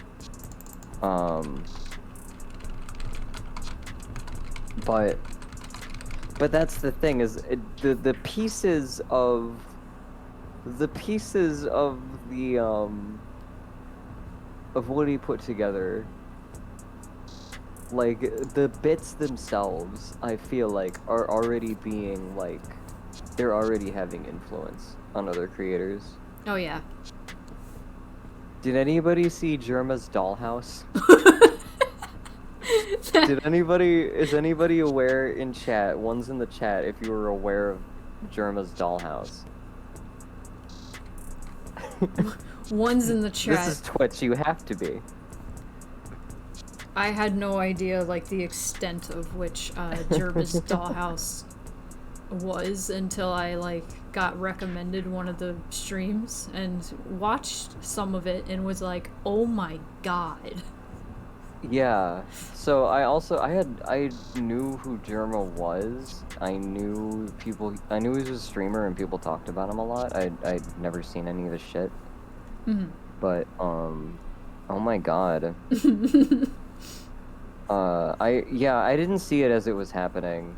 I only heard about it afterward, and I went and checked the, like, some of the recaps. But just the premise and the execution and the production value of it all was fucking absurd. And that's the thing, is Germa is a really good performer. Like, he just rolled with the whole thing. Like, you know, he expresses his discomfort, like, for things, like, as he goes, but he does every single thing they command him to do, and he does it sincerely and genuinely, and sometimes exaggeratedly like a sim. It's fucking insane. It's very good. I feel like I would go insane if I watched that entire stream. I can't imagine actually doing it. Yeah. I wouldn't ever. I have watched entire, like, AGDQ streams, like over, like, after the fact, just, like, leaving shit on autoplay, but I could not watch all of Germa's Dollhouse. I feel like watching the entire thing, like, that's really only, like, worth it if you were, like, there at the time. Yeah. It would be more entertaining if I could actually, like, vote. Yeah. And I was seeing these compilations of, like, highlight reel, and it's, like, 3 hours long, and it's like, how long did they stream for every time? 3 days. Was that cast working, like, 8-hour days, 3 days in a row to do that? 'Cause that's fucking nuts. Like, that's just, like, I know it's, like, kind of everybody's talking about it, and it's one of those lowest common denominator, like, everybody's into this, it's crazy, you know, haha funny, but, like, it's actually legitimately really fucking impressive. I'm so... And it's, like, Alan Resnick, like, tonal absurdity, too. It has the same, like, the beginning of Too Many Cooks kind of vibe. Yeah. And, like, all the fucking characters that show up. There's, oh my god, there's a maid. There's a maid? I didn't know about that. Oh my god.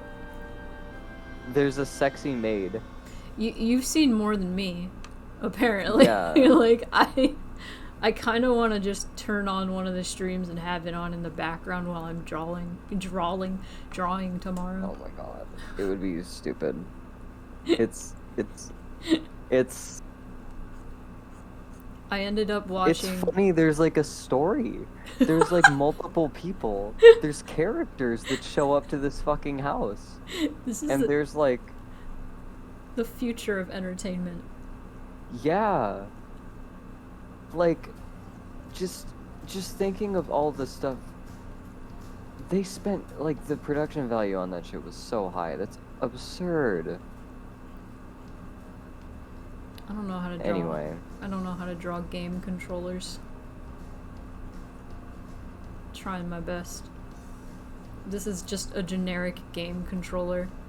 So Sony or Microsoft does not sue me. I don't think they will. Yeah, streaming has gotten absurd. Like, live entertainment is just, it's become like theater. It's become like improv theater. Or it's been improv theater for a while, but that's become like the biggest appeal to everybody, is the improv aspect of everything. Yeah, like, stand-up comedy is dead. Yeah. You could just do Twitch instead. Yeah. Honestly, like, And- we were talking about that a while ago. I said that I used to want to get into stand-up comedy, and then you were like, well, you're streaming now. It's basically the same thing. And I'm like, oh. Yeah. Yeah, you're right. Like, is now. No, you got you got cut out. Huh? Oh, Sorry. I said look at what Critical is now. I haven't watched him in a while. I need to check out what he's He doing. just talks at his camera, like totally unedited, mostly uncut. Like most of his videos, he'll just fucking talk at a camera and just do his bit. Like it's not like playing a funny game and doing the bit over that anymore. He just does a bit. Like that's incredible. what streaming is going to encompass. Like it's live. This is vaudeville. Yeah, we're going. This is infinite vaudeville is what this is. Everybody has their own localized Playhouse channel thing. Everyone is essentially, it's somewhere between having your own small box theater that could expand for as many seats as it needs to have, to having like a fucking being on a street corner with a tip jar. It's both at the same time. It's crazy. This is the future. We've wrapped all the way around to the 20s. It's honestly incredible. Where should I put the tail? I guess I can put Do it. you think that like kind of like modern refers to like an era of like style and like art styles and architectural styles? Do you think that future will eventually, like futuristic will refer to like a specific style that we use now that will become antiquated? Maybe? Like, no, because think about like, you'll see stuff that's like, oh, like modern art, like modern architecture, and it refers to and then, but like you see things as like futuristic, and you see a bunch of shit now like described as like futuristic, and it's like, is that gonna become like the word modern, where in a distant future they will be like, that looks like, yeah, they did a lot of like futuristic art, and they're talking about someone from like 100 years ago who drew sci-fi. Like, man, I don't know. Modern, postmodern, postmodern. Also, hello, Minmo. postmodern. Hello, Minmo. Postmodern means something different. I don't know if it really has to, because it refers to modernism, and I don't know.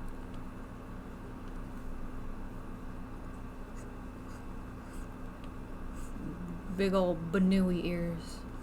Sorry, that's unrelated to the conversation. I'm just drawing. What we call retrofuturistic was originally just called futuristic. That's true.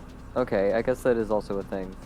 And so is neo-futurism. Okay, we're already here. We're so far in the future. I can't even predict things. They've already happened. This is what I mean. We're too far in the future.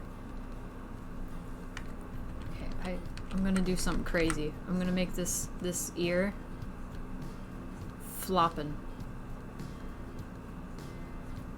That made no sense. We're so far in the future that the ethics of developing methods to genetically modify organisms is an old and tired argument. God.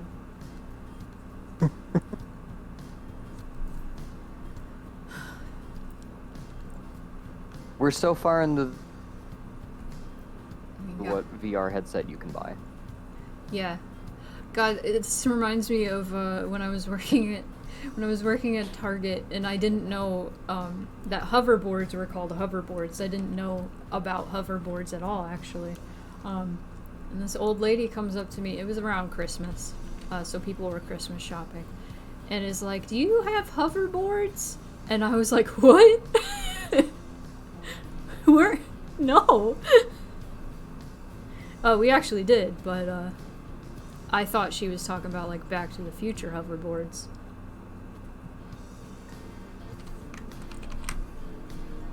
We're too in the future. We're gonna have like actual hoverboards soon. Most likely.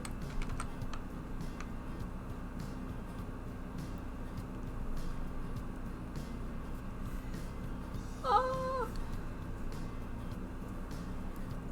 Yes, it's the creature. It's the creature.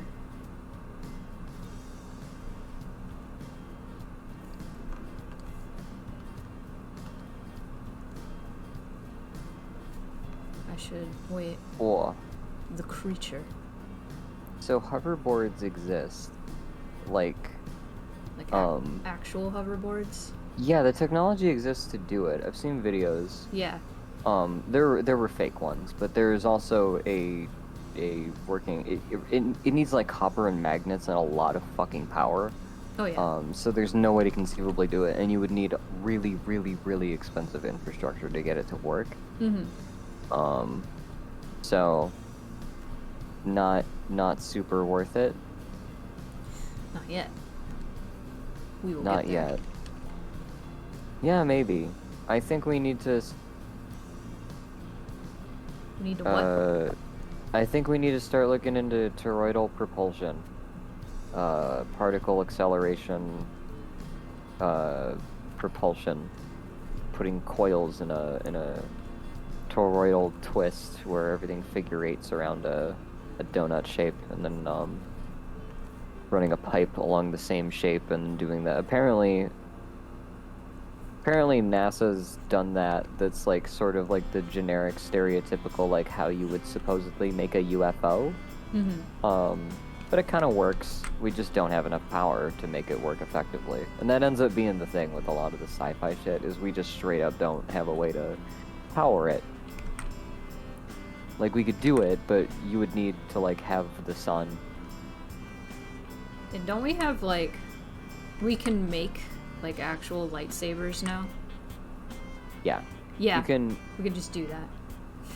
You can tune plasma beams to take a certain shape. I think it's either with ultrasound or with just like just being propulsed. I don't know.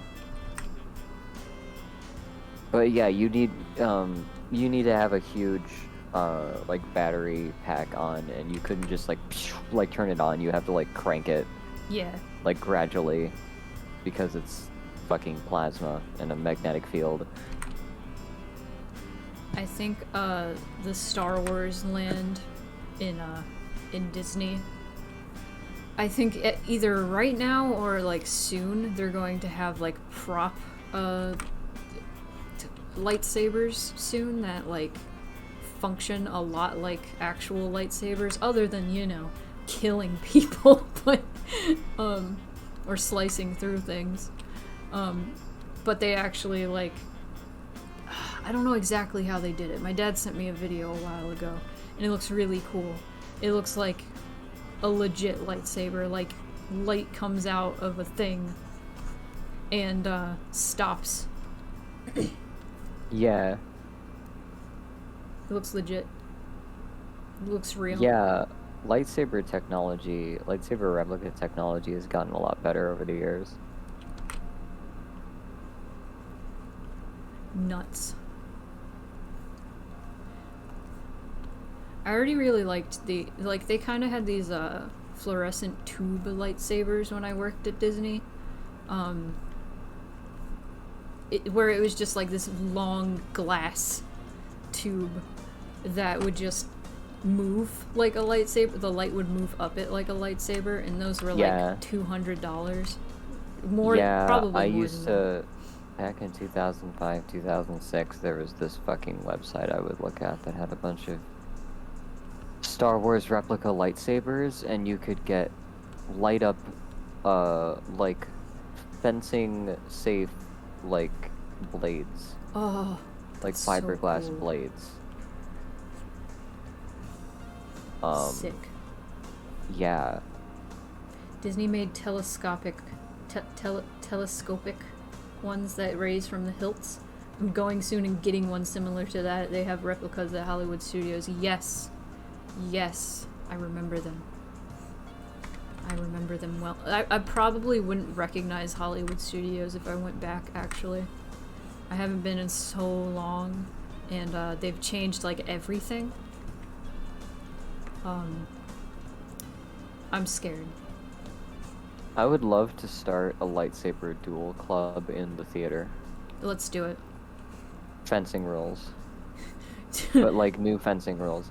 Did you hear the Olympics had to change their fencing rules because fencers just stopped fencing? No? Because there were too many, like, penalties, I guess, and too many, like, the risk for even going for most moves was, like, worse than, like, the points that they would get, some shit like that. Wow. So guys would just agree to, like, for certain rounds, if they both needed a certain amount of, like, you know, I don't know how the fuck the scoring for the Olympics fencing works, but some of them, it's like fucking Trials of Osiris wind trading. They would just agree ahead of time, yeah, let's just stand around and wiggle our fucking sabers at each other. God.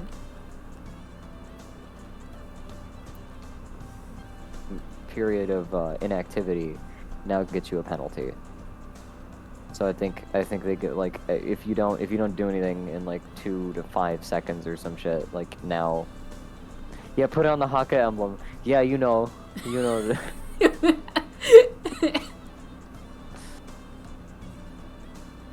Yeah, so they just show up in their fucking their Haka emblem, like, fencing outfit, and they would just some of them would literally just lay down their swords and both forfeit. Like, Wow. That's nuts. yeah, I don't know. They did some tweak to the Olympic fencing rules because it was too systematic and people just didn't want to do it. You would train your whole life, you would fence, become like a super Olympic fencer, and then just, like, have some chat with some other fencer from another country, like, dude, these rules are bullshit. Let's just not do it. Let's just hang out and fence on our own time. That's absurd. Man, now I'm just thinking about the Olympics. What is that one Olympic event? What is it called? Where you rub the ice and curling. curling. That is the most absurd Olympic event. Yeah, there's really gritty ice and a big smooth stone that weighs precisely the same as all of the other fucking stones that every other team uses. And there's really gritty ice, and everybody has a bunch of brooms. And you just roll a stone, and it's like, Oh God, what's that? What's that yard game that rich white people play? God, what is it? It's not cricket, is it? You gotta get it close to this fuck in the center, or like this circle in the center, or like a line or some shit. You have to get it closest to this thing without going like the idea. And so it is up to the person like hurling the stone, like actually rolling it, to give it the right velocity. Shuffleboard? And it is up to the people with the brooms to fucking that it's fucking, oh God, what it's like racquetball? No. Is it shuffleboard? No. No. Why do you sound so far away? Oh, my microphone was way far away. Sorry. Were you like leaning back? No, it was curled. It was curved up. Oh. Because it was taking a drink. Oh. And I forgot to pull it back down. It was over my eye like a scouter. Vegeta. Yeah, but basically, like, someone's got to curl this stone at the right speed, and it is up to the people with the brooms to make sure it goes straight. Mm-hmm. So they brush the grit off of the ice before the stone goes over it, so that it's smooth. I have no idea who the fuck came up with this sport. It's pretty ridiculous.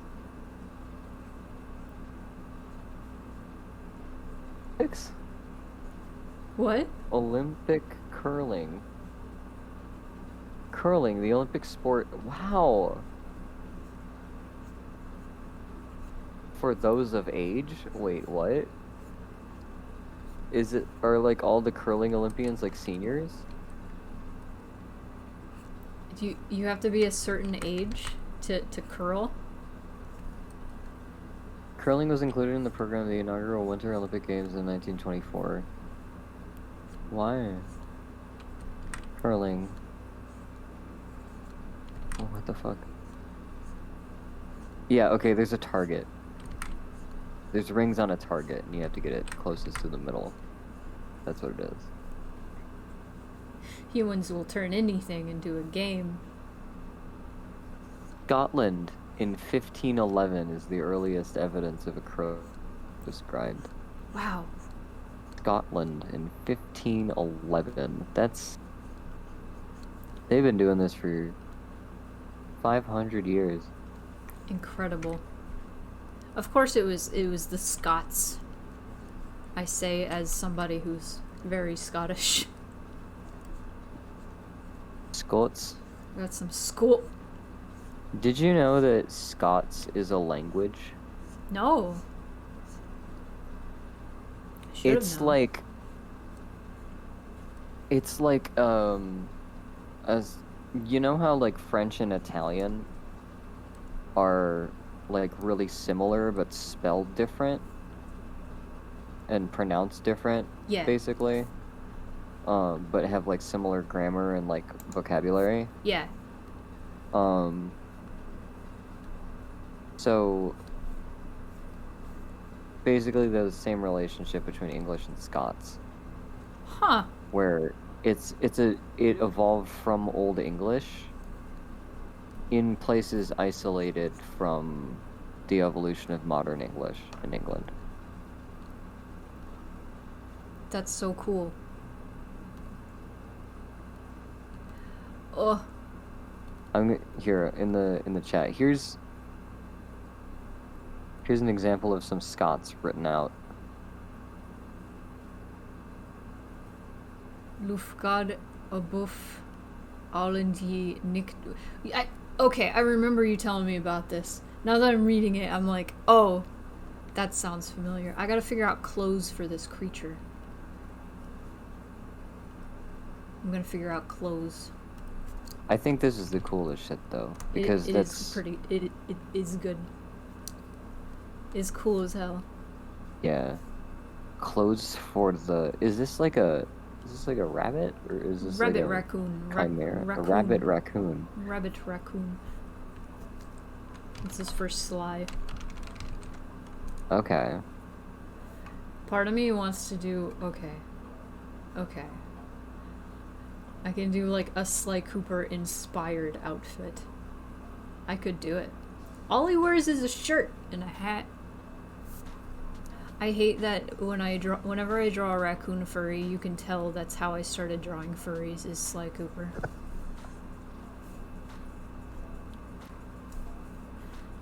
Also, good night, Vixen Witch. I forgot to say good night. Have a good night. Okay. I can do this.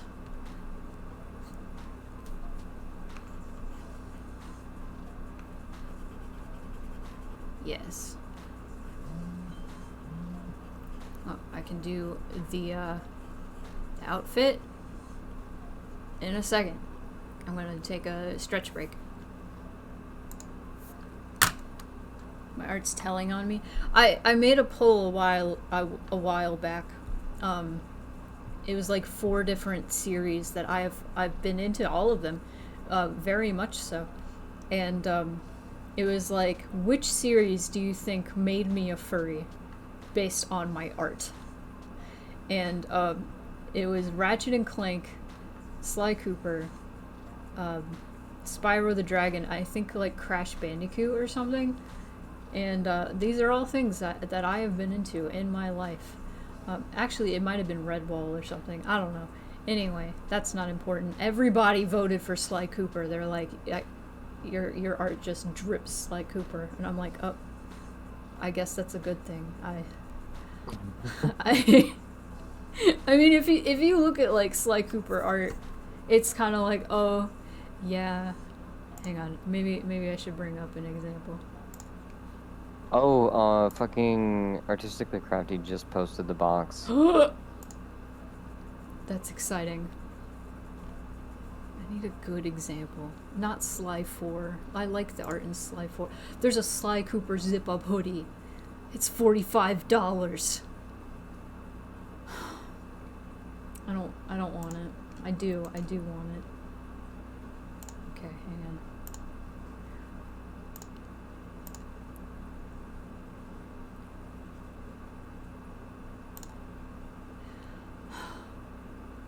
I can smell the raccoon on me. Hold on. This is Sly Cooper. This is Sly Cooper art. This is my art. It's Sly Cooper. That's mine. They're the same. There is no difference. You just noticed the very tiny cloud on my shelf. I'm glad. He's very,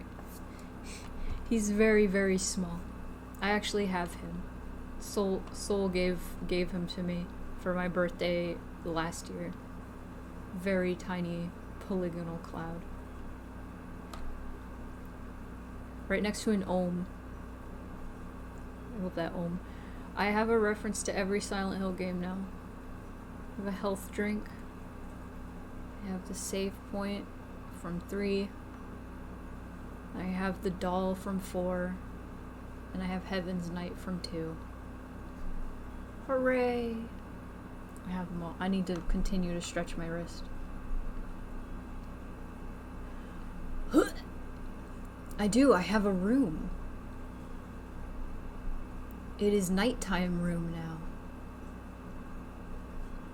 And it switches between night and day, depending on when I stream. Collect those references. I gotta figure out when I gotta stream Sly Cooper. Okay. At the beginning of the stream, I was asking about, your favorite boss fight you've ever fought, like the most memorable boss fight. And I talked about Sephiroth because that one's obvious. There's actually a Sly Cooper boss that I think of. It's like top 5 boss fights for me. Probably like my second favorite boss fight, like compared to Sephiroth. To be fair, I didn't actually like the Sephiroth fight. So, it was pretty memorable though. There's a Sly 2 fight where you play as Bentley, and Bentley's a tiny turtle man, and he's very weak. He doesn't have a whole lot going on for him other than he can like throw sticky bombs, and that's pretty cool. You fight this giant bison man in a log chopping shed, I guess, area, and Bentley like yells over the walkie-talkie like commands for Sly to hit buttons for like the saws or the logs or like fire. So you have to have him run over shit, and then you hit a button and Bentley will yell like logs, and then logs come down. It's so fun. It's so fun. I love that. I love that boss fight so much. I think of it all the time. Minmo, you gotta think of your favorite boss fight. Most memorable boss fight.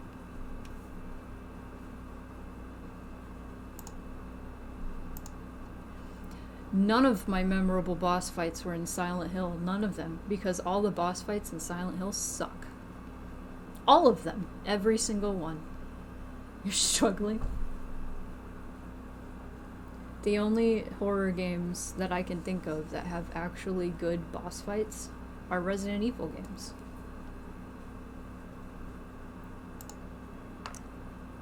Those are the only ones.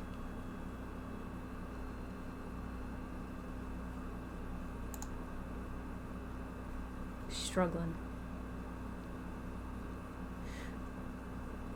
Homecoming has pretty good boss fights. They're the best part of the game. That's what I hear. I've heard that. I've seen the designs for the bosses in Homecoming, and they look pretty cool. Yeah. I've heard Homecoming is problematic, but I've known a few people that really liked Homecoming, so you know. I already know like the big twist at the end. But I still kind of want to play. Still kind of want to play it. I want to give it a fair chance.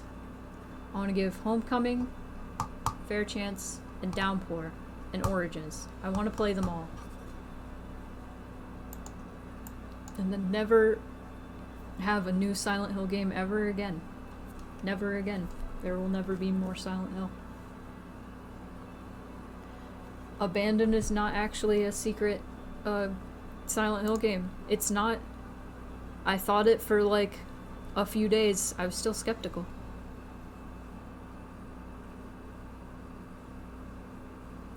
Orphan of Kos from the Bloodborne DLC. I've never played Bloodborne, but I've seen some boss fights and I think they're pretty cool.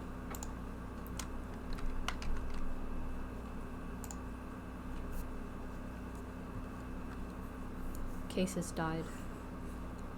Case is gone. Or if they're talking, I don't hear them. Typing a lot of stuff. Oh, you're good. I'm sending because the Artistically Crafty posted that thread. Oh yeah, I gotta see it when I'm done streaming. Yeah, it didn't tell me if you were muted or not, so I was like, uh-oh.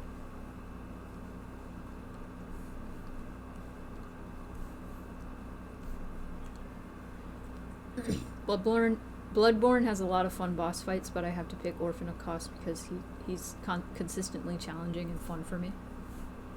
Heck yeah. You know what? Shadow of the Colossus is just... It's just a freaking boss rush, the whole game. A lot of the most memorable bosses to me were in Shadow of the Colossus.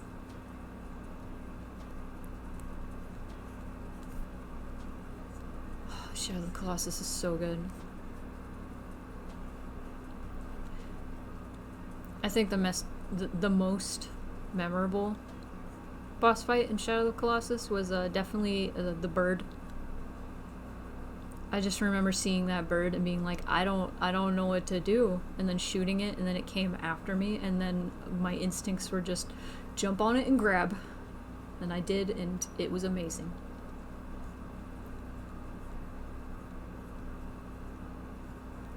Should I boop window? Nah, I think I'll just do that.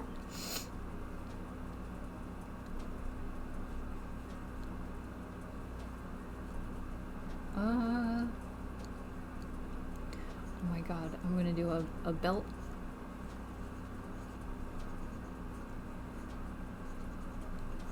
I'm gonna do shorts.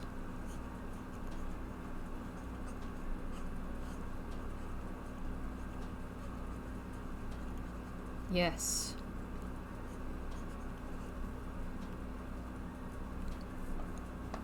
And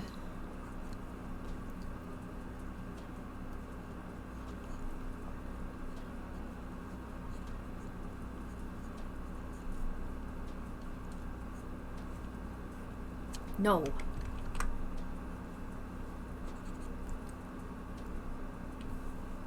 And I'm gonna do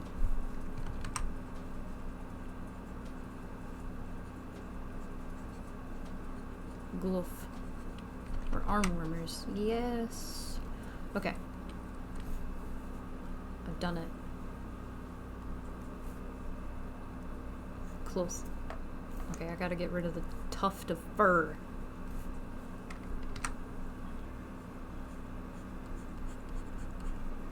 So long.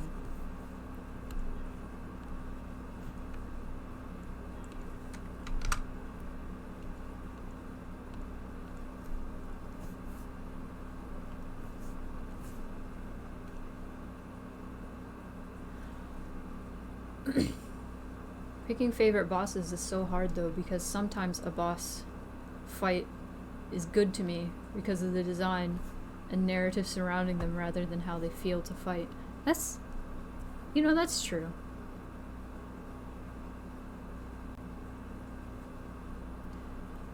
Yeah, if we're going by like, not necessarily like how fun the boss fight is or how memorable the boss fight is, and we're going like by like story, then there are definitely like some good like story driven boss fights that I've done that aren't like necessarily good gameplay wise, but story wise they're really fun. I can't think of an example, but I know it's in my heart.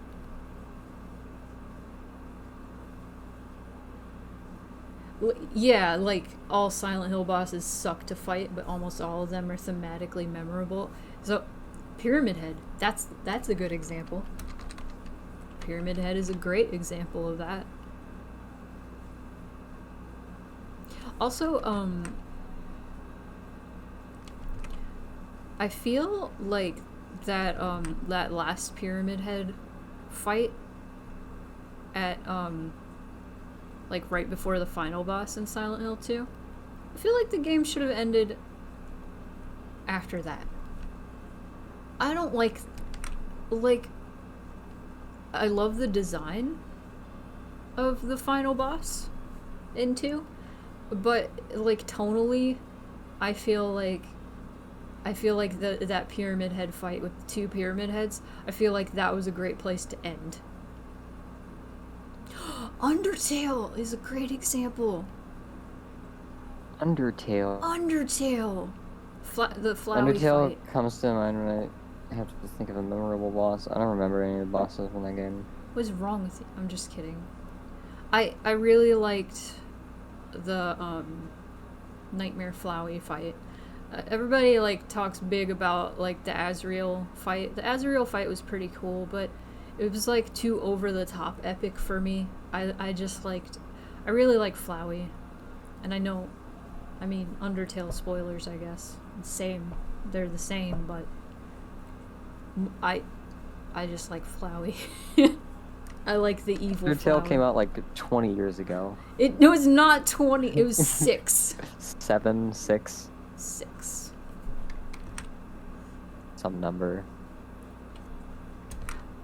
6 probably. It was 6. It was 2015. Okay. Yeah. 20 years ago. Stop. Everybody knows the story of Undertale. Yeah. I was It's proud. like- I was proud of myself when I first played it. I figured out the twist at the end with Flowey and Azriel. I was like, hell yeah, I feel smart. What were you gonna say? Nah, nothing. No. I you just. I remember like half of the bosses. I remember that each of them had a gimmick. Mhm. I barely remember What any each? of the gimmicks. I remember Papyrus had the part where you turn blue and you could pass through blue bones but not white bones. And I remember that mechanic and thinking, this is so stupid. This is just visually confusing. Mhm.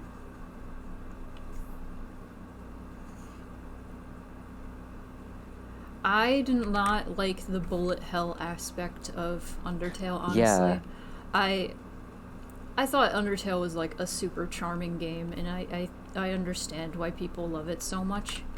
Because it's super charming as a game, and like all Yeah. the characters are super like lovable. So I get it. Honestly though, I don't think I beat like 1 or 2 like neutral runs of the game. I never did like a true pacifist run. I tried to do genocide, and then I got stuck at Sans. It was way too frustrating. Like Undyne was also like incredibly frustrating. I feel like a lot of ways Undyne was like harder than Sans. But nobody ever talks about how hard Undyne was. It's always like, Undyne was stupid hard. I was stuck on Undyne for a long time. did you play the genocide version? I don't. Because Undyne is also hard in the pacifist run, but I think you watched me try to fight her in genocide, because that's the point I got. Like, I only want to fight her when I get slightly drunk. I will get slightly drunk over at Casey's, and I'll be like, I need to fight Undyne now. And then I almost beat her every time. It doesn't take that long to get to Undyne. No. I don't remember. Yeah, I don't remember, like, I remember playing through and getting some ending, but I do not remember a lot after the, like, lava shit, where, like, you'd see Sans, like, was it, like, with hot dogs stuff hot down dog his head, or stand? nice, yeah, Oh, yeah, Nice Cream Guy was a dude. I forgot Cream about Guy. him. This is just reminding me I need to play more Mother 3. I keep forgetting to... I keep not getting the chance to play. Mother 3, the Mother series in general, I can like see. I can play it and be like, oh, this is Undertale. This is where Undertale came from. I get it. I understand. These are short shorts.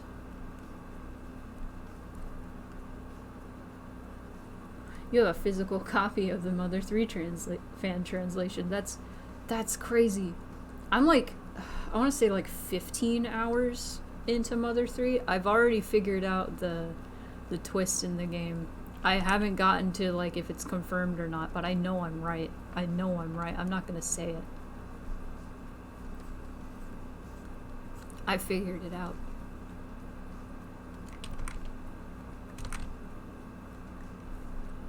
You can't fool me. I forget his name, Itoi. I love how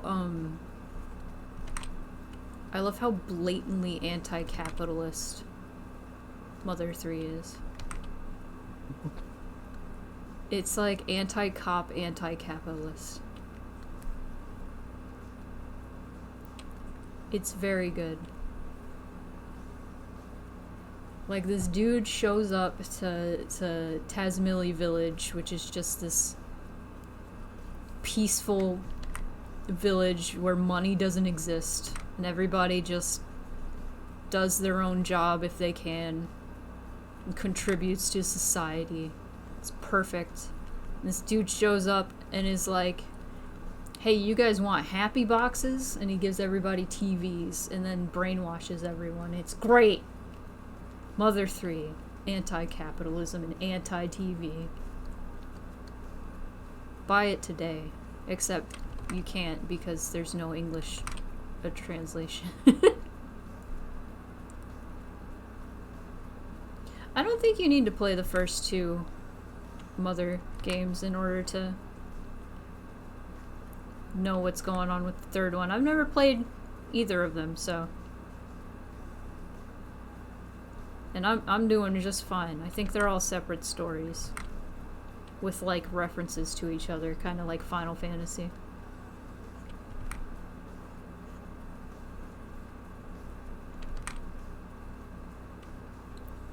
But I can never understand what's going on in those games because, like, whose mother is it? I don't know. I think it's a reference solely It's in... like the planet, right? No, I think in the first game you find an alien and he's looking for his mother or something. So in Japanese, is it... How do they say it? Is it also just called mother, but in, like, Romaji? Hang on. Mother series. Mother series. Shigesato Itoi. How do you say it? Is it Maza? Is that how you would say it? Maza. Tell me!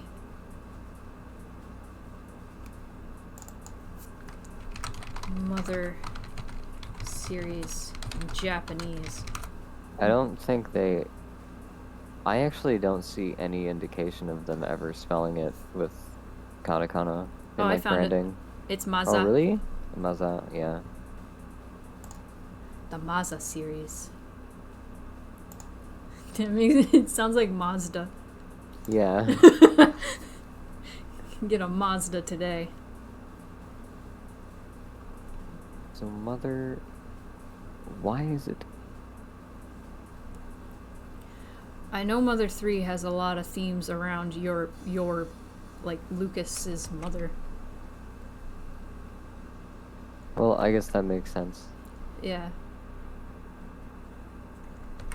Mother 3, it's just about someone's mom. None of this abstract shit. It's just about Hinawa. It's just about Hinawa and her very American named children.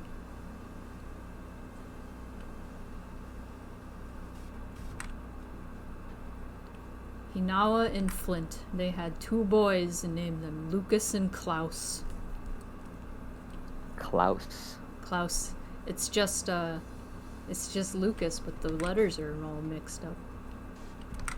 That totally is an anagram for Lucas. Yeah.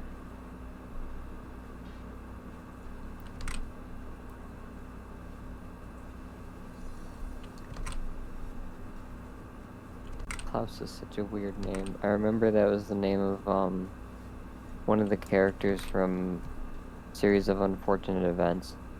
Yeah. Like one of the main characters. Yeah, Yeah. it was the middle child. What was the name of the main girl? I know the baby was like Sunny. Was it Violet? I think it was Violet. I only ever read the first one. Violet Beauregard, yeah. It is No, not- no, that's from fucking... that's not the right... It's It's different. Violet Baudelaire. Okay. Is that it? Yeah, Violet Baudelaire. It, like, finished it as, like, Violet Beauregard, and I was like, no. Have you ever heard the story of the dude that got into cooking because of Violet Beauregard. What? What? So, somebody told this story on Tumblr, where this dude was like, he had a crush on Violet Beauregard, and then like, fucking, I don't know if this is an appropriate story to tell on Twitch now that I'm thinking about it, but he developed a kink because of her, and then got into cooking because of that kink, and that's the story. And I just think that's hilarious that Violet Beauregard led to this man's passion of being like a 5-star chef. The lesson is, you never know if somebody's doing what they're doing because they're horny. Yeah. You have no way. You have no way of knowing. I'm sure he's cooked something with blueberries. Are you kidding me? Are you kidding me? Of course he has. Of course he has. Absolutely. You never know. That's upsetting. That's an upsetting thought to have.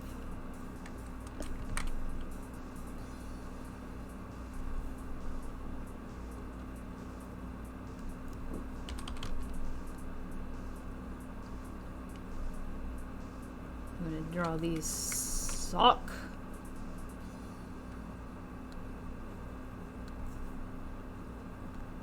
I might turn the AC off because the sun is down now and it's not as hot.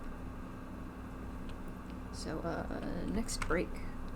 If my phone is still alive. Yes, it is. I'm just gonna go ahead and turn the AC off next break then.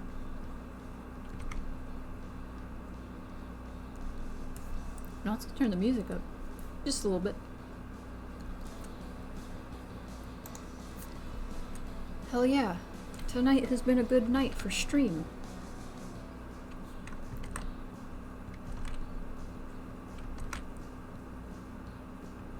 Yeah, they're playing, Sly is playing Sly Cooper. That's what they're playing. Or they're playing Infamous, but I feel like their face would be more like, what? Sonic Adventure for the Dreamcast. No, I want to make this a PlayStation controller. You can't tell me what to do. You can't tell me what to do.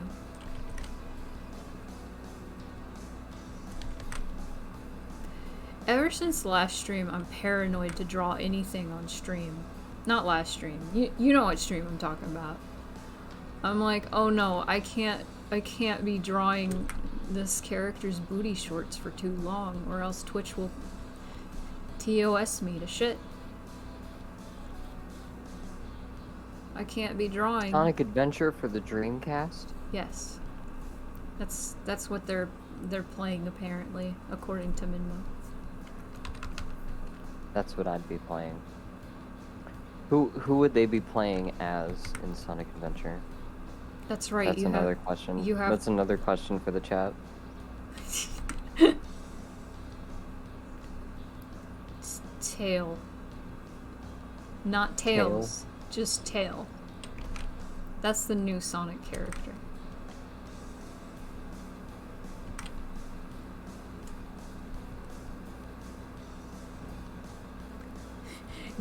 Rouge is playable. In Sonic Adventure? Only in Sonic Adventure 2. Oh, dang it. I don't know these things. I don't know Sonic. I have secondhand knowledge of Sonic. It's all secondhand.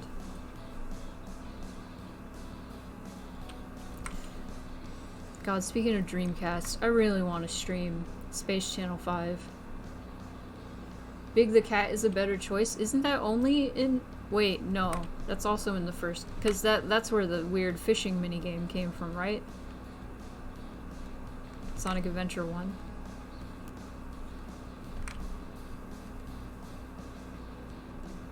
Maybe. The Froggy. It's the one where Chaos eats the frog and then turns into a giant frog, right? Yeah, that's Sonic Adventure. Yeah. That's a big story in Sonic Adventure. Okay. So yes, they're playing. Okay, now I have to make the controller a Dreamcast controller. If I have permission to do that.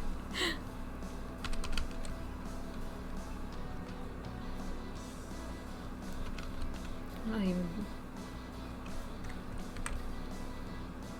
connecting all my lines. Canonically, the split between the It's Set a Reverse timeline and our timeline is that the Dreamcast won the console war in the It's Set a Reverse timeline.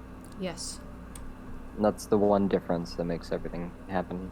That's the one difference that makes furries happen. Yeah, eventually, 6,000 like 8,000 years years from later. now. Yeah. What's gonna happen to our timeline 6,000 years from now? Anything? I mean, I haven't written that.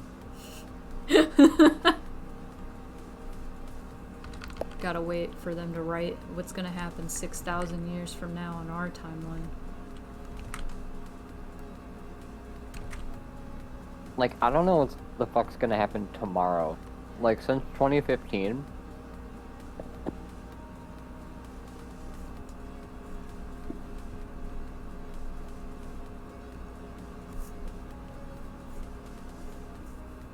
PlayStation controller it is.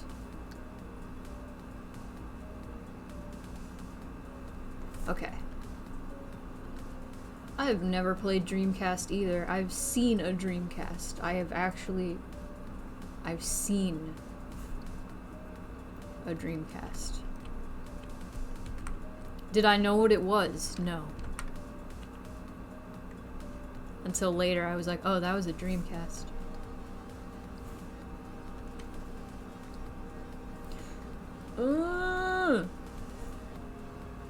Look at these hands.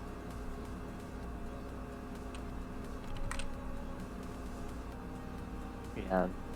The Dreamcast had, like, the easiest functionality of any console from that generation to, like, go on the internet. Mm-hmm. Which is fucking stupid. Like, nobody wants to do that. Nobody wants to go on the internet with their video games. It's dumb. So, like, that's why they died, is nobody wanted that. Yeah, nobody back then wanted Nobody to do back that. then saw that coming. They also had, like, DLC. Yeah, Sonic Adventure had seasonal DLC. Yeah. There were, like, Christmas packages and shit. And, like, extra missions you could download. Promotional crossovers with other games that would, like, appear on the map or some, like, some shit. What was the, like, controller thing it did where it was like a tiny portable game thing on the controller that you could plug in. Oh, the Dreamcast? Yeah, the VMU. Every memory card, you could get, like, just memory cards, but you could get a memory card / Tomodachi, basically. That's so cool. I love that.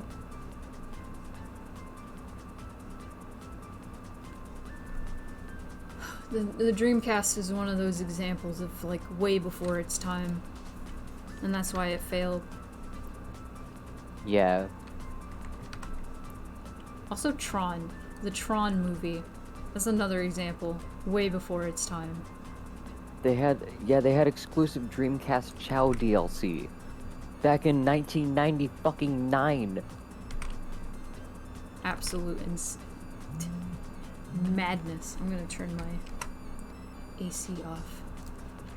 I'm gonna just name this file Creature. And I'm gonna switch. There's a lot of stuff in the Sonic Adventure 2 and 1 Dreamcast that just kind of look better aesthetically than the ports. Sega is really fucking sleeping on making an online-enabled Chow Garden game. It's so stupid fucking obvious. It's so stupid obvious. Look, gotcha. You could collect different Chow egg patterns with different stats and trade them. Oh my god. Microtransactions galore. They could be making so much bank. People have been craving Chow content. There hasn't been any Chow content for 20 goddamn years. People still want it. They will... You will get all of the millennial to-be wine moms to be on their phones, breeding fucking Chow, going and, you know, bringing chaos drives from the mini games and shit into their virtual Chow Garden on their phone, running around as their custom Sonic Forces character or whatever the hell. God.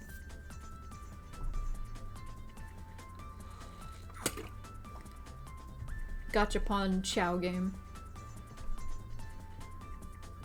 Do it. That'd make a better phone game than Sonic Run. It's stupid obvious. It's so dumb. I hate Sega so much for the fact that they haven't done a Chow game in the past 20 years.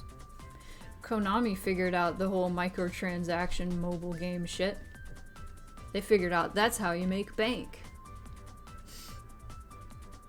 I hear the next Sonic game is called Sonic Rangers. Sonic Rangers? Isn't that already a thing? Go Sonic Rangers. I don't think so. I might be thinking of Pokemon Rangers. That's different.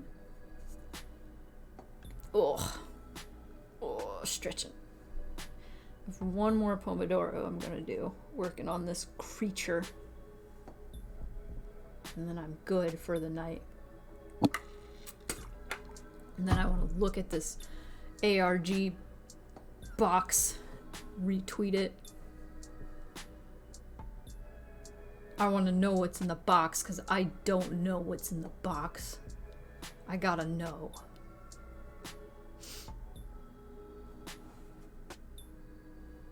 Oh, the box tweet? Yeah. I was saying I have one Pomodoro left and then I want to look at the box. Oh, yeah. They're asking for help identifying the herbs. I thought they'd be pretty obvious. But I mean, if that's a mystery, then people can... Then I won't tell them. Like, they can Google that shit. It's easy to find. There's also that app. Could probably just take a picture of a leaf. Yeah. Yeah, because I took a picture of that sycamore leaf, and it told me it was a sycamore. And I was like, oh shit. You guys, chat, picture this. That's an app. It is, it pretends that it's not free, but it actually is. You just have to exit out each time you open it. Of the like, oh, you have to pay a monthly subscription. You just exit out and then you can just take pictures of plants and then it'll identify the plant and tell you about it. And if the plant is having a hard time, it'll notice and it'll be like, this plant needs XYZ. This plant has this problem, and then you can help the plant. You could ID them in 2 seconds, but also I have an herb garden. Like, I feel that, like, I know plants pretty well, but, like, these specific herbs, I'm just kind of like, wait, you can't just smell them and be like, oh, that's this. It's a very good app. We'll go on walks and just take pictures of weeds. There was, anybody in the chat play Valheim at any point? At any point. I need to get back into it. There's gonna be an update soon. I really love Valheim. Go in the Black Forest and there are carrot seeds. There are these little like bunches of white flowers. They kind of look like mini hydrangeas if you ask me. We were walking one day and I saw a plant. I was like, oh, that looks like a carrot from Valheim. And we took a picture. It was a wild carrot. It was actually a carrot and I was losing my mind. I was actually losing my mind. It was pretty cool. I'm not looking at the chat temporarily because I'm looking at a ref sheet or a ref for hands. You know what? I'm gonna flip this. No, that's a bad idea.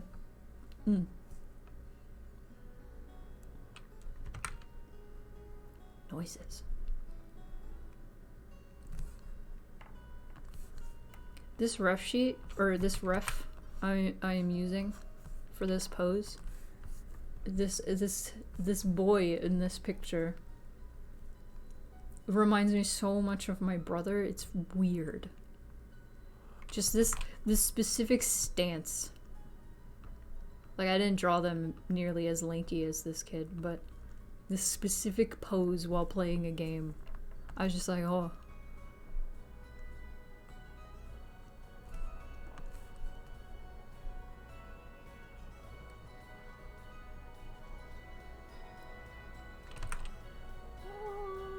Is that JS Fox? It is! Every time. It sounds like JRPG music. With like the MIDI guitars, I love it. It's amazing.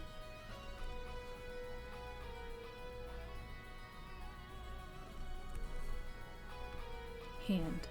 Okay. Okay. I know what a PS2 controller looks like. I just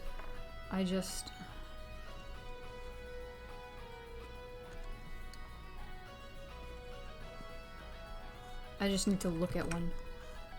It's gonna be kind of generic. Because it's gonna be chunky, so it can look good. But listen.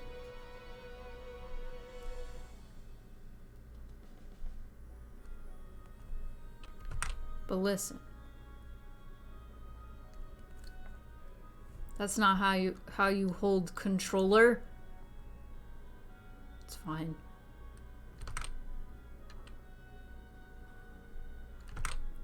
Sometimes you look at these like stock photos.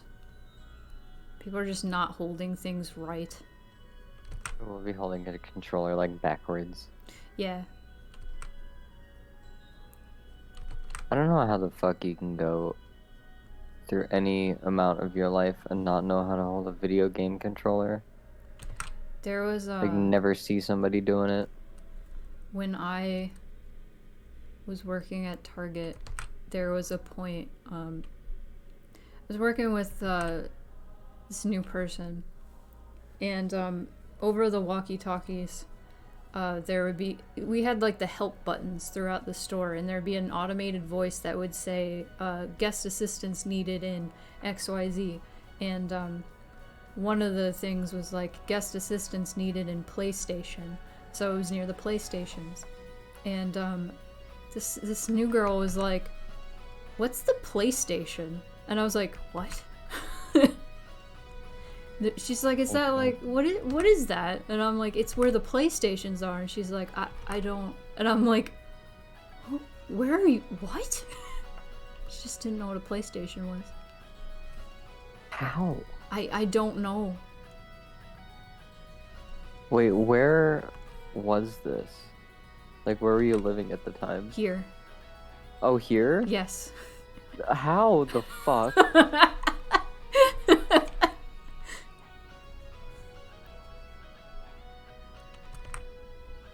I've gone over to the most unkempt, fallen apart, deadbeat houses to see like dealers and shit, and they'll have a PS3.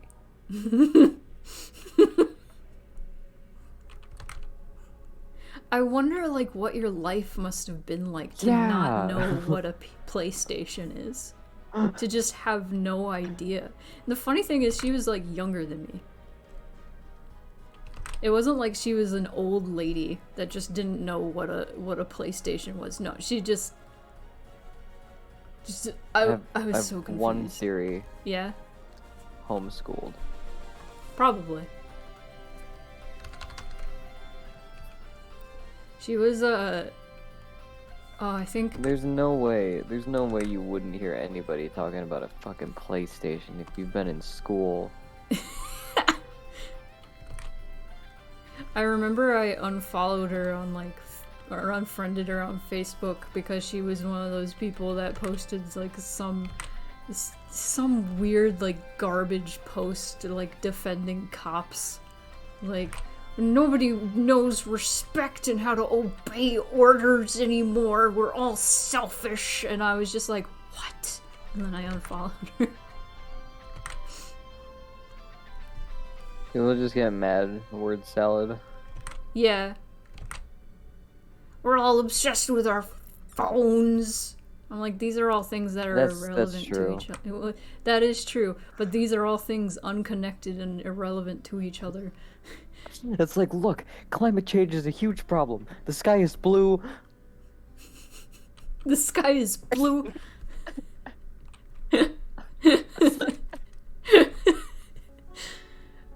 Grass is green. What the fuck is going on? The sun? What? I got more and more confused the more you talked. Exactly. No, that's the thing, is like when that's the equivalent of like what they're doing with like even the things that they care about. It's Yeah. just it's word salad and non sequiturs. God. Oh my god, I have a perfect thing to talk about relating to this. So, Gotta be homeschooled. Okay, what? Say what? I said that's gotta be homeschooled if they have takes like that. I'm sorry, what were you gonna say? So when I was at that paint and sip place, we had these canvases that had a hole cut out of them, and like we would paint like a famous person's like face and then cut out the face, and then people can just like put their face through it and take pictures. It was silly. So we had a David Bowie one, and it was like after he died, somebody like was like, it's so sad that he died, and then this one lady with them was like, I don't give a shit about it, like his like David Bowie and his struggles when there are troops in Afghanistan. And I was just like, God. what? Oh my god. I was like, what? You can't talk about how sad it is that somebody has died without being like, well, the troops die. That's like the extreme version of all lives matter. Yeah. How dare you? How dare mourn you? the loss of someone you looked up to when there are troops in the Middle East. Yeah, that's basically like what Like- she said, when there are troops who fight for our country. Imagine like a really thick Oklahoman accent to that, and then you got it. God damn. There were a lot of weird experiences like that when I worked there in Oklahoma. My life has been strange and interesting. Cause I also I lived in Oklahoma like 2015 and 16, so I got to teach a lot of Trump supporters who were very loud about liking Trump. And that was... oh boy! Politics. Cursed. Yeah, very cursed. It's really weird because a lot of them tend to be the people that would only otherwise talk about like fucking benign popular culture shit. Mm. You know? And suddenly they're all gung-ho about Trumpism. Well, it's like... It was a really weird shift. It- Because it was suddenly like the reality TV, like, you know, daytime TV kind of like watching crowd, the crowd that watches The Bachelor, you know? Yeah. That... The biggest show of all time somehow. Mhm. Like, Donald Trump's just default. Yeah. Like, if you grew up watching a bunch of movies made by 20th Century Fox, like, and you want to turn on the news, like, what fucking news channel are you gonna turn on? Well, with the same fucking logo. Exactly. Like, it's just default. Like, that's the thing, is people just sort of fell into the,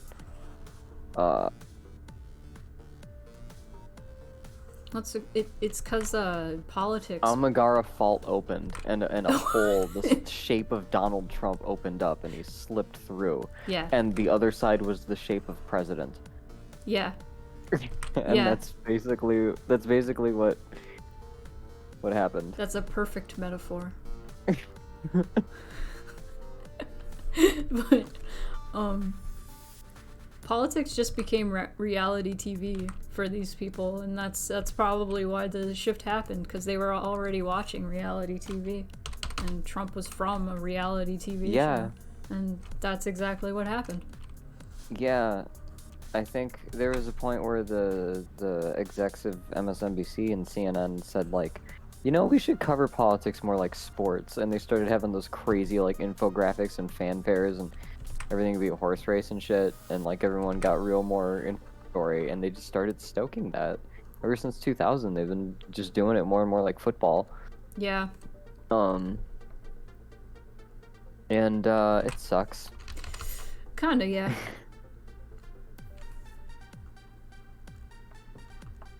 I should have made a money bet with my dad that Biden was going to win. See, that was the thing, is, like, I don't think anybody thought that. Mm-hmm. Because even though Trump, like, COVID alone, like, after 2020, there was no way. But there was always still a chance, just because he was that guy. Yeah. He had such an avid fan base.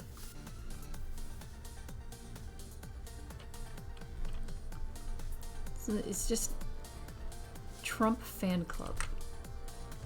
I don't think I would have bet money on Biden, honestly. Nah. Like, at the time, I wouldn't.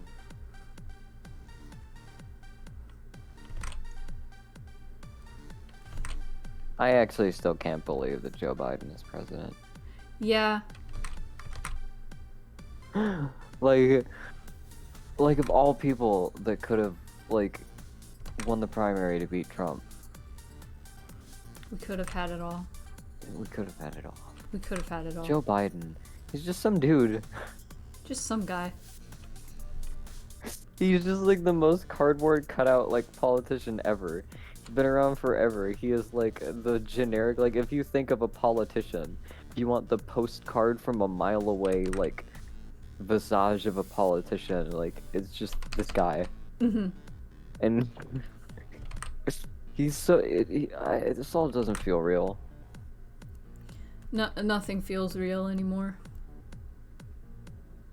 I would have bet on Biden to win the popular. Yeah. Oh yeah. Democrats are always going to win the popular vote in, like, these toss-ups, or in, like, these things that look close. That vote kind of wasn't close though. That was a pretty big gap. Oh. I think. Yes. I was like, I don't remember if this is flat color or not. I don't know if I should do the chin. Oh yeah, that's another thing. If you bet a Trump this money, you're not getting that money. No! Absolutely not. There's no honor.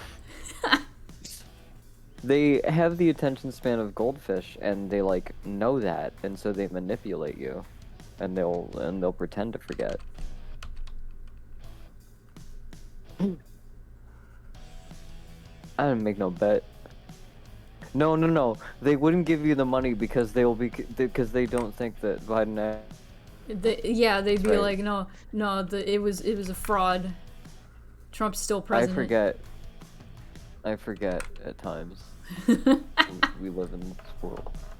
We live in this crazy hell world. God. Crazy hellscape. I just want to farm. I just want to grill. I just wanna farm. We should play Stardew Valley. I should make you play Stardew Valley with me, or you should play it with me. I won't make you. Maybe. We should play Valheim. Yeah, we And should. just make a farm, not fight any of the bosses. You have to fight the bosses to progress. Oh, to get like resources. Yeah. Unfortunately. True. And they're very hard. Eikthyr is you can brute force, but frickin' Plant Daddy, I forget his name. I'm never going to call him that again. He's very hard, and I remember me and Nico took him down, but we were still having a hard time, and Nico was pretty OP.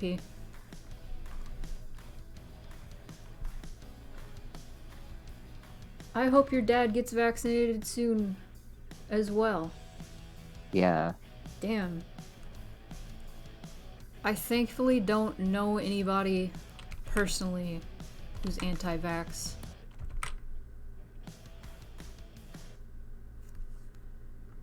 Oh, frickin'... Man, never mind, I won't talk about that. I had to think about it a minute. I'm like, I know of somebody who knew. Okay, I can't talk about it this way. Somebody was telling me that they knew somebody whose like whole family was anti-vax, anti-mask, doesn't believe COVID exists, all that stuff. All of them got it. And like several of the people in that family died. And I'm just like, holy shit. Like one of the guys who got it and then 3 days later died. And like, honestly, like some people are like, well, that's what you get. And it's like, that's sad. That's just sad that people like are so like, just don't believe this. This is terrible music to be talking about this too. Oh, that's worse. There we go. This Silent is this is what the fucking Viorantio book as a concept calls the Lucifer Rebellion. Mm-hmm.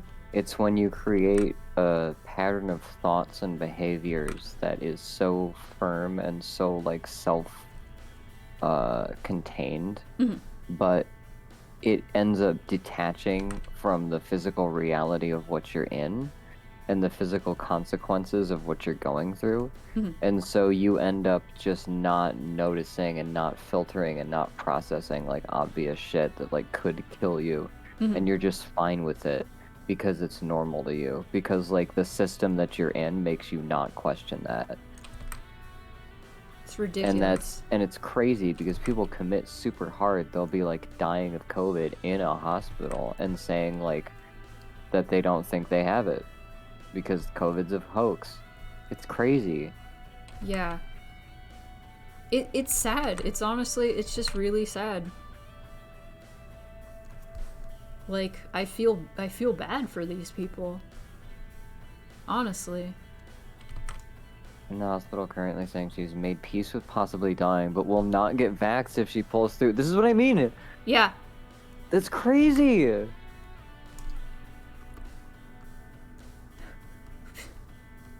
What does Vinny Vine Sauce say? It's absolutely mental. Mental.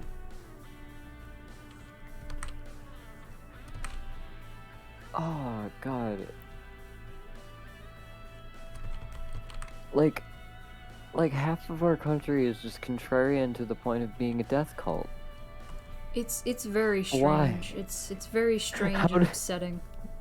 What a strange way to... How the hell? What a strange development. That the apocalypse is here, the virus is here that's killing everyone, and there are people that are like, it's not real.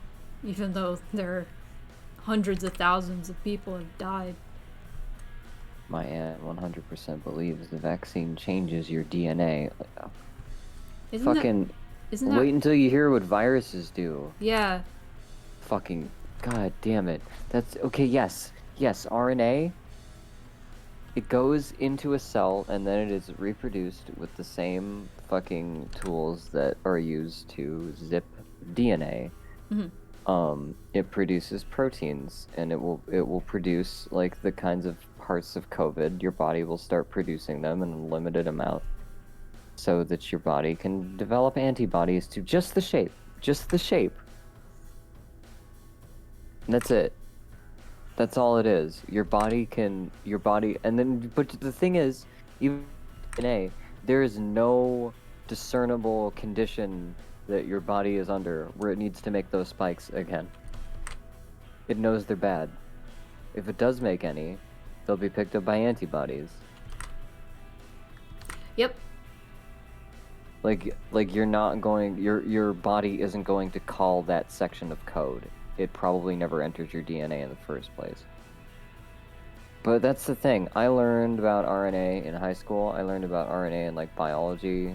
There's a biology like elective that I had that was like in high school, and it's all kind of not that hard to understand. Like, everything runs on code. There's things that run the code that are in your cells, and you can feed it different code to run, and it doesn't mean that it has to merge with your code in order to run, because all of it happens to be the same chemical makeup. Yep. Everything alive and half alive is compatible, fortunately. So we can just do this. Viruses are scary because they're not even they're like not even alive. They're not even a living thing. They're just a machine. They're like the extreme form of like insects. Yeah. Like the inorganic form. Yeah. Well, like in the same sort of niche where like bugs, they like develop hard shells, and they develop really, really rigid patterns of behavior through like purely like instinct and just like response. They don't, like, they get a lot of information, but it's just straight like circuitry. There's not a lot of thinking going on with a bug. It's just process. Viruses, it doesn't bother to do any of the cell shit. It by luck of the draw, some instructions for making a shell got caught in the shell, and it can just go around and break certain other cells open with that shell and tell it to make more of that shell, which is crazy. I don't know how that would have evolved without some kind of organic state. That it maybe it had other functions and then it lost them because because its form of reproduction was so efficient that it just like ground down every other part of its being into shell with DNA or with RNA. Terrifying. Yeah, that is terrifying. It's very scary. Because they're ancient. Viruses have been around as long as microbes have been around. Bacteria, there were probably something that was like alive and had other functions and worked like a cell does, but just decided along its evolutionary path, like, being alive is not worth it. Being a mindless, hardened shell with the contents to continue my own existence is a better evolutionary path. And it is. We'll never get rid of them. They died so they could live on forever. They ascended, in a sense, through death, through no longer meeting all of the qualifications of being alive. They have ascended reverse living. Yeah. What if the human race just did that? What if we all... Fuck, viruses are actual evolutionary zombies. They are. We're gonna become zombies. We're getting there. We are. I mean, there is that death cult. that death cult is a thing. It's not the virus that does it, it's the response to it. We are the virus. It's us. Technically, like, the niche that humans have had once we've become the top of the food chain has been about the same as viruses, if you look at it, like, ecologically, which is destroy any organisms we come across and use them for our to build our sustained existence and reproduction. I'm doing something very important. I have no. Oh my god.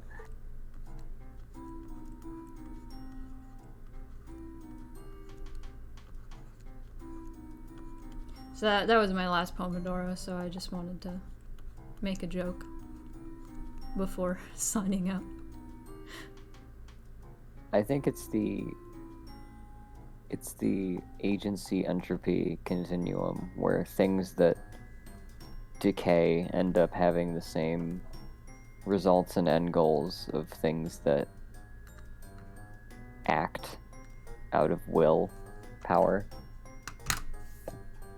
Gotta fix those eyes. Oh, but I'll do that later because I've done 6 Pomodoros. I've done them. Many. I've done them. It was 3 hours. It's 10:01. It stopped right at 10 o'clock. That was perfect. Awesome. Dang. I'm still stretching though. I'm gonna drink my water one last time. Before I decide that living is not the best option and I should just become a virus. That sounds very intimidating. Very daunting. This music is also not great to be talking about viruses too. But it doesn't matter. I'm gonna switch to stream ending. Who? Is there anybody to raid? Is there anybody to raid? Let's find out. Don't autoplay Twitch. I will get mad. Don't autoplay. Don't do it. I'm gonna pause you before you autoplay. There we go. Nobody I know is streaming right now. Snapcube is playing Psychonauts 2, but I also don't know Snapcube. Should link them to the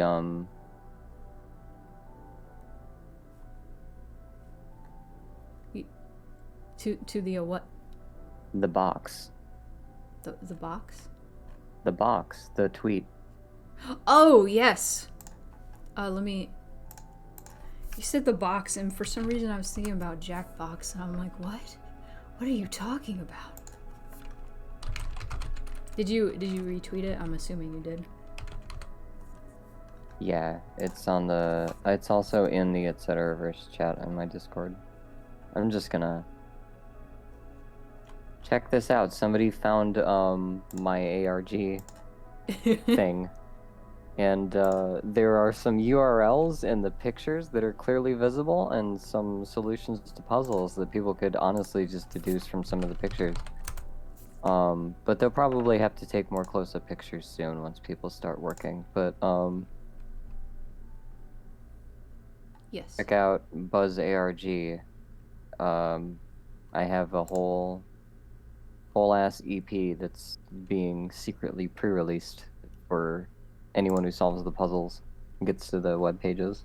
Hell yeah. I'm trying to figure out where my credits are. I gotta put the credits up. Because I have... Roll credits. Go. There's gotta be an easier way to roll credits. Come on. Alright. Well, thank you everybody for coming to the stream. This has been a great stream. Got a few new followers and subscribers and all that good stuff. Good raid from Proxy. Have a good night, everybody. I will see you all bright and early on Saturday. I'm going to be drawing, at least for part of the stream, I want to draw moon pie stickers. And those will be the September stickers if you're on the merch tier, which there are 5 spaces left right now, currently. And you can get stickers sent straight to your door on the 15th. Have a good